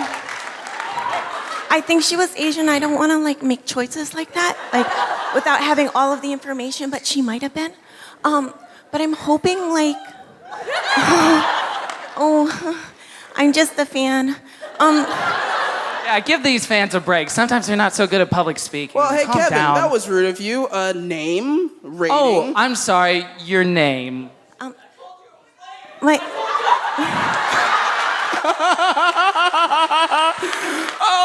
that picks up on the mics. My name is Christine. Oh, from TWAP. Oh, we got a lot to talk about.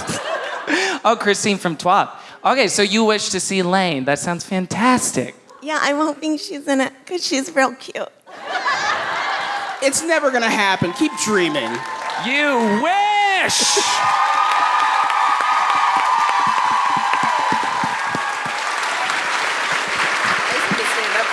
Yeah, I only have two choices. We could just confuse the hell out of everyone listening at home and... No, don't explain. Okay, I won't. No, I'm kidding. There's some mysteries are best left unsolved, as Damon Lindelof has taught us time and time again. I think that man is going to explode. Are you okay, sir? I love seeing the width and depth and breadth of passion at these Gilmore Guys shows. Me too. Oh, boy. I guess it's that time. Do we got any stray observations? Yeah, I was trying to look at my phone through the episode to see if I could just skip this section so I don't have to just read my phone. I was originally thinking, what's the point of the 30 seconds where they show Rory wanting to sleep? But then it's sort of paralleled with what's Emily coming in and knocking on the door and she's not there. So I get it now. Sure. Is Luke keeping his apartment? Like, I get that it's above the restaurant, but is he... Okay. There's no reason not to, I guess, if it's where you work. I feel like he could sell it. And he owns the building, too. Yeah. He could Airbnb he bought the it. whole thing, so... Huh? Right? So, like, why would he rent it? I don't know. Yeah. I don't know. It was just a note. Uh-huh. Who says she has a used SUV in the... It's Emily, isn't it? Yep. I just wrote she has a used SUV condescending, and I just assume it was Emily. She thinks she's sleeping over at Paris. Oh, the line... And one for medium dog. Yeah, dog. Most Long Island accent Luke has ever put on. Oh, it comes and goes. I cannot believe no one asked us who our choices are to play Luke in the movie. The movie? Who are That he your talks about. choices to play With Luke Tobey in the Maguire, movie? Viggo Oh. Mortenstein. I mean, Nick Cage is the first thing that comes to mind. Told you. I'm going Kevin Costner or Randy Quaid. Randy Quaid? Yeah. Randy. That's not a yes. Not Dennis. Randy. Oh, wait. Randy's the bad one. My bad. Oh, I meant Dennis then. Oh, my. Who's the... God, okay, yes. I shouldn't even read the rest of these notes. They're probably just as stupid. No, this is great. Go on. Jess is definitely on some Xanax. He comes back and he's just very calm the entire time, and then it wears off. I told you, everyone's on pills. Everyone's on pills. Yeah. Uppers and downers. Very sad. The budget got raised for season 6, and they were like, all the characters have prescriptions now. I don't know if the budget was raised for season 6. There's some weird lighting things in season 6. Are there? There's Yeah. some weird mic things in a couple of them, too. Oh, Boom Goes the Dynamite is a very popular segment on our show. So popular it has not returned for 4 seasons. Right. Wait, I just had something that actually was contributing to say, and now I don't remember it, so... there's one thought someone will email us about. We made fun of guys like this, Logan, or Jess says. Did they? Did they? they? If they did, off screen. Oh, does Logan drive home drunk? Yes. That's Should have seen that scene. That's a real bummer. Yeah. I want to see that scene. For the listener at home, Demi has committed to the fact that he has not sat down in like an hour See, the on our chair. Unfortunately, I always commit to a bit, and it's going to be the death of me. Okay, also, I know you better than anyone. Does he? Oh, we didn't even examine that. Does Jess really know? No, I say no. Lorelai knows Rory better than anyone. Lorelai knows Rory better than, like when she's talking to Richard, Rory can't be bought. In the previous episode when she's like, you can't, he's like, let's do a trust fund early. She's like, no, idiot. Do you even know your granddaughter? Jess is like faded in and out of Rory's life so much that he is not tracked. He's just getting bits and pieces, kibbles and bits, if you will, Paul Anka. And it's not a whole picture. I think it's something he wants to be true. And I think it's something the writers kind of want to be true just because that makes it like a better story choice. But a lot of this is tricky territory. But I feel like a lot of that conversation kind of read as fanfic in a weird way. Now, obviously it's not. Obviously the Palladinos wrote that and it's when they were on the show. So it's like the opposite of fanfic, but it felt like fanfic. Also known as writing. Mm-hmm. the Wait, opposite. is fanfic the opposite of writing? Yeah, fanfic is. No, I'm kidding. No. I know the jokes. answer. What's that? I dove deep into the internet discussion boards on this one because that line doesn't make any sense. Jess does not know her better than. Here's what it is, though. Thank you, anonymous person. I forgot to cite for this. Rory, Jess. Wait, I'm fine. Wait. Can I try to fill in the blank? Or no, you go ahead. Okay. Well. Is it that Rory is the person that Jess knows the best. most? Yes. Yeah, and the I best. would believe that. Jess doesn't know himself. Doesn't know his dad. He doesn't know freaking anybody. He doesn't give a crap about anybody else. But he has focused and obsessively. We've seen he watched her constantly. It's super creepy. But that's the person that he knows the best. And so when she isn't in Yale, he freaks out. God, that speech again. I cannot get it out of my head. Why did you drop out of Yale? This isn't you, Rory. This isn't you. It's really funny to me. Oh, man. Outside of the idea that, of course, Lorelai knows Rory best, who do we, forget all of the family connections. Is there someone that knows Rory best? Because I truly was thinking about this line a lot. Well, I guess Paris or Lane. Lane, yeah, okay. Yeah. All right. But, her and Lane don't talk a lot of season 6. And some of season 5. So, I guess Lane when it comes down to it. Jess doesn't either. And Paris doesn't, no one's really talking to That's Rory true. at this point. Paris doesn't, check in, how are you? How can I care for you? Right. Doesn't happen. Paris. That'd be so weird, though. That'd be alarming. That Paris is the opposite of Jess in a very good way, and that she knows that she only should be focusing on herself, and that makes her seem selfish, whereas Jess should be focusing on himself, but he's focusing on someone else, and it's making him worse, Oh, interesting. Which is why it would have been cool to see more Paris, Jess scenes, because they are perfect for each other in the worst way. I know that one scene we got, the forbidden dinner, takeout dinner, was so good. Mm-hmm. Could have got more. Should we rate the episode? Let's rate it. Have we tested the limits of audience goodwill with a 2.5-hour podcast? The answer is yes. Again, they're clapping for us stopping. Don't break it down. I really enjoyed the episode. What's that? Nothing, don't worry. I enjoyed the episode. I thought it was very solid, even though there were some weird character choices that I don't think ultimately might track, but it was very fun to watch. And I think it might be some of Milo's best work on the show. So I'm gonna give it 8.5 out of 10 printing presses. Sexy printing presses. Sorry. Oh, Caitlin's flashing back to the unfortunate look I gave her. Now I'm just during Pony. I'm just imagining the Gutenberg Bible being printed with I wonder what that would be like. No, I'm not.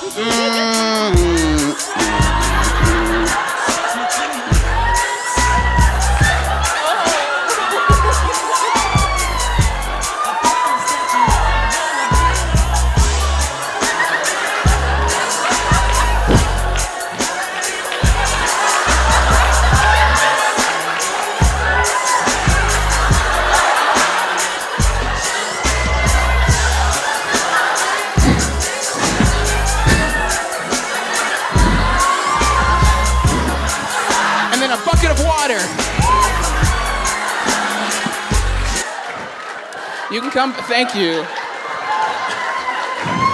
We should put a trigger warning before this video. Yep. Thank you. Warning, ladies.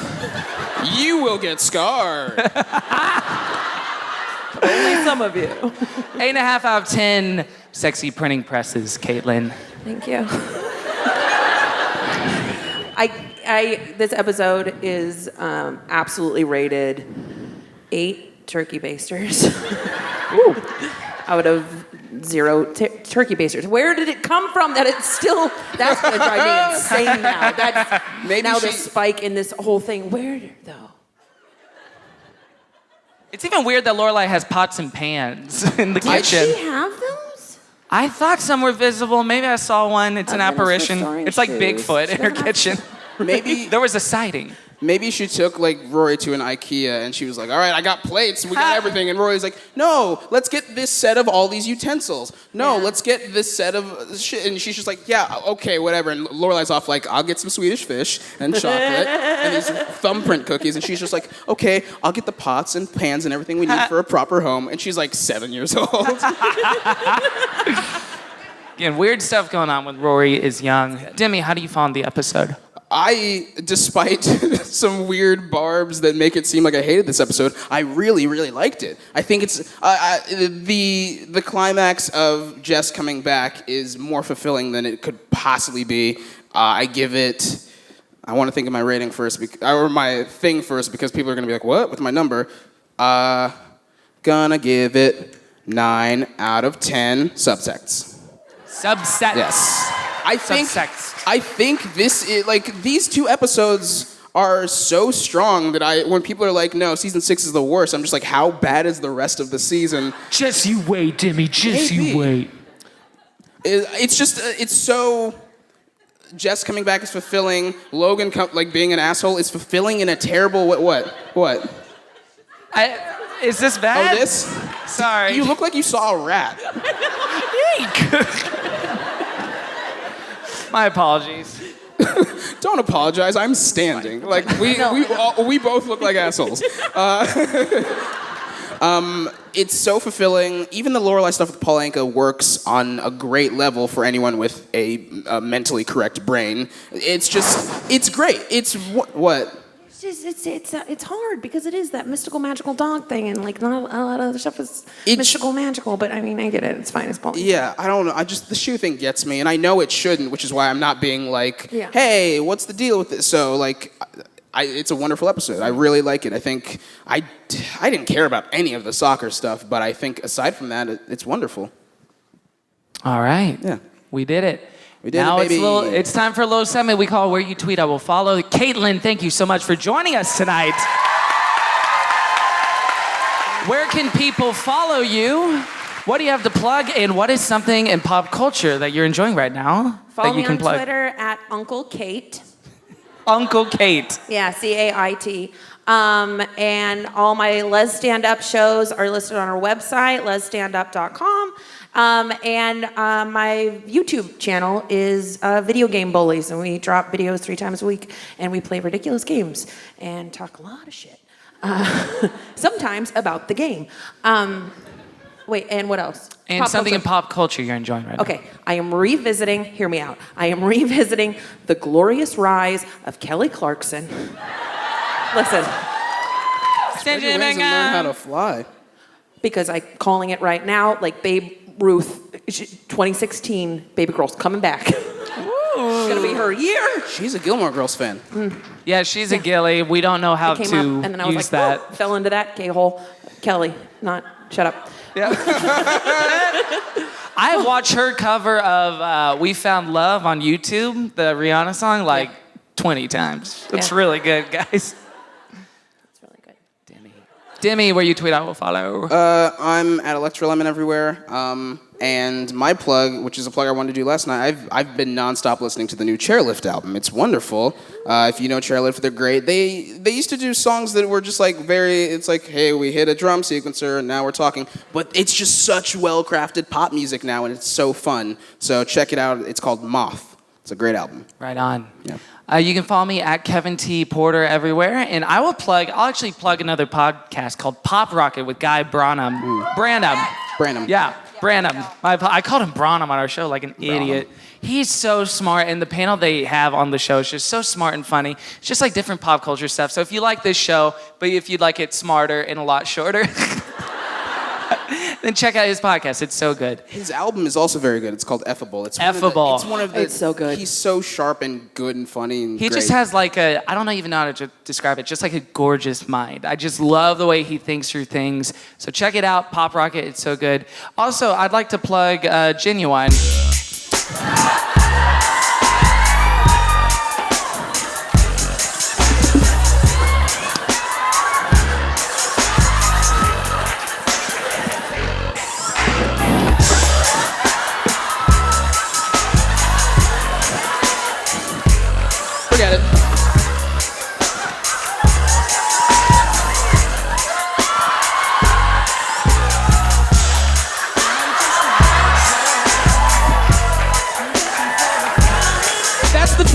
for printing my book.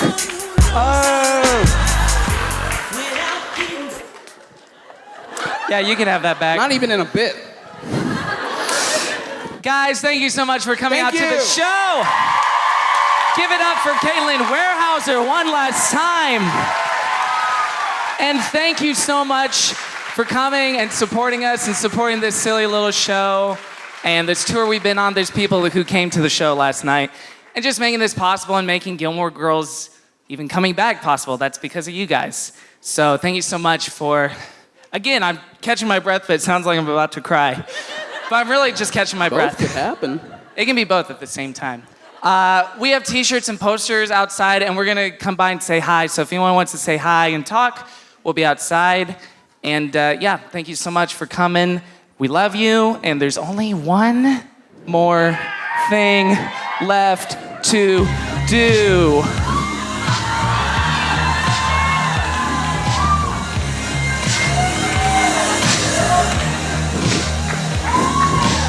Where'd Caitlin go? Caitlin, come back! We need you for this part. I get nervous every time you dance and put music on. Are you kidding me? I'm out. If you're out on the road, lights up, feeling lonely and so cold, all you have to do is call my name and I'll be there on the next train where you lead. I will follow anywhere. People are dancing. That you tell me to. Get up and dance where you need me to be with you. I will follow. Where you lead. I will follow anywhere that you tell me to. If you need me to be with you. I will follow where you lead. I like that song. You're all entitled here. Thank you, Paul.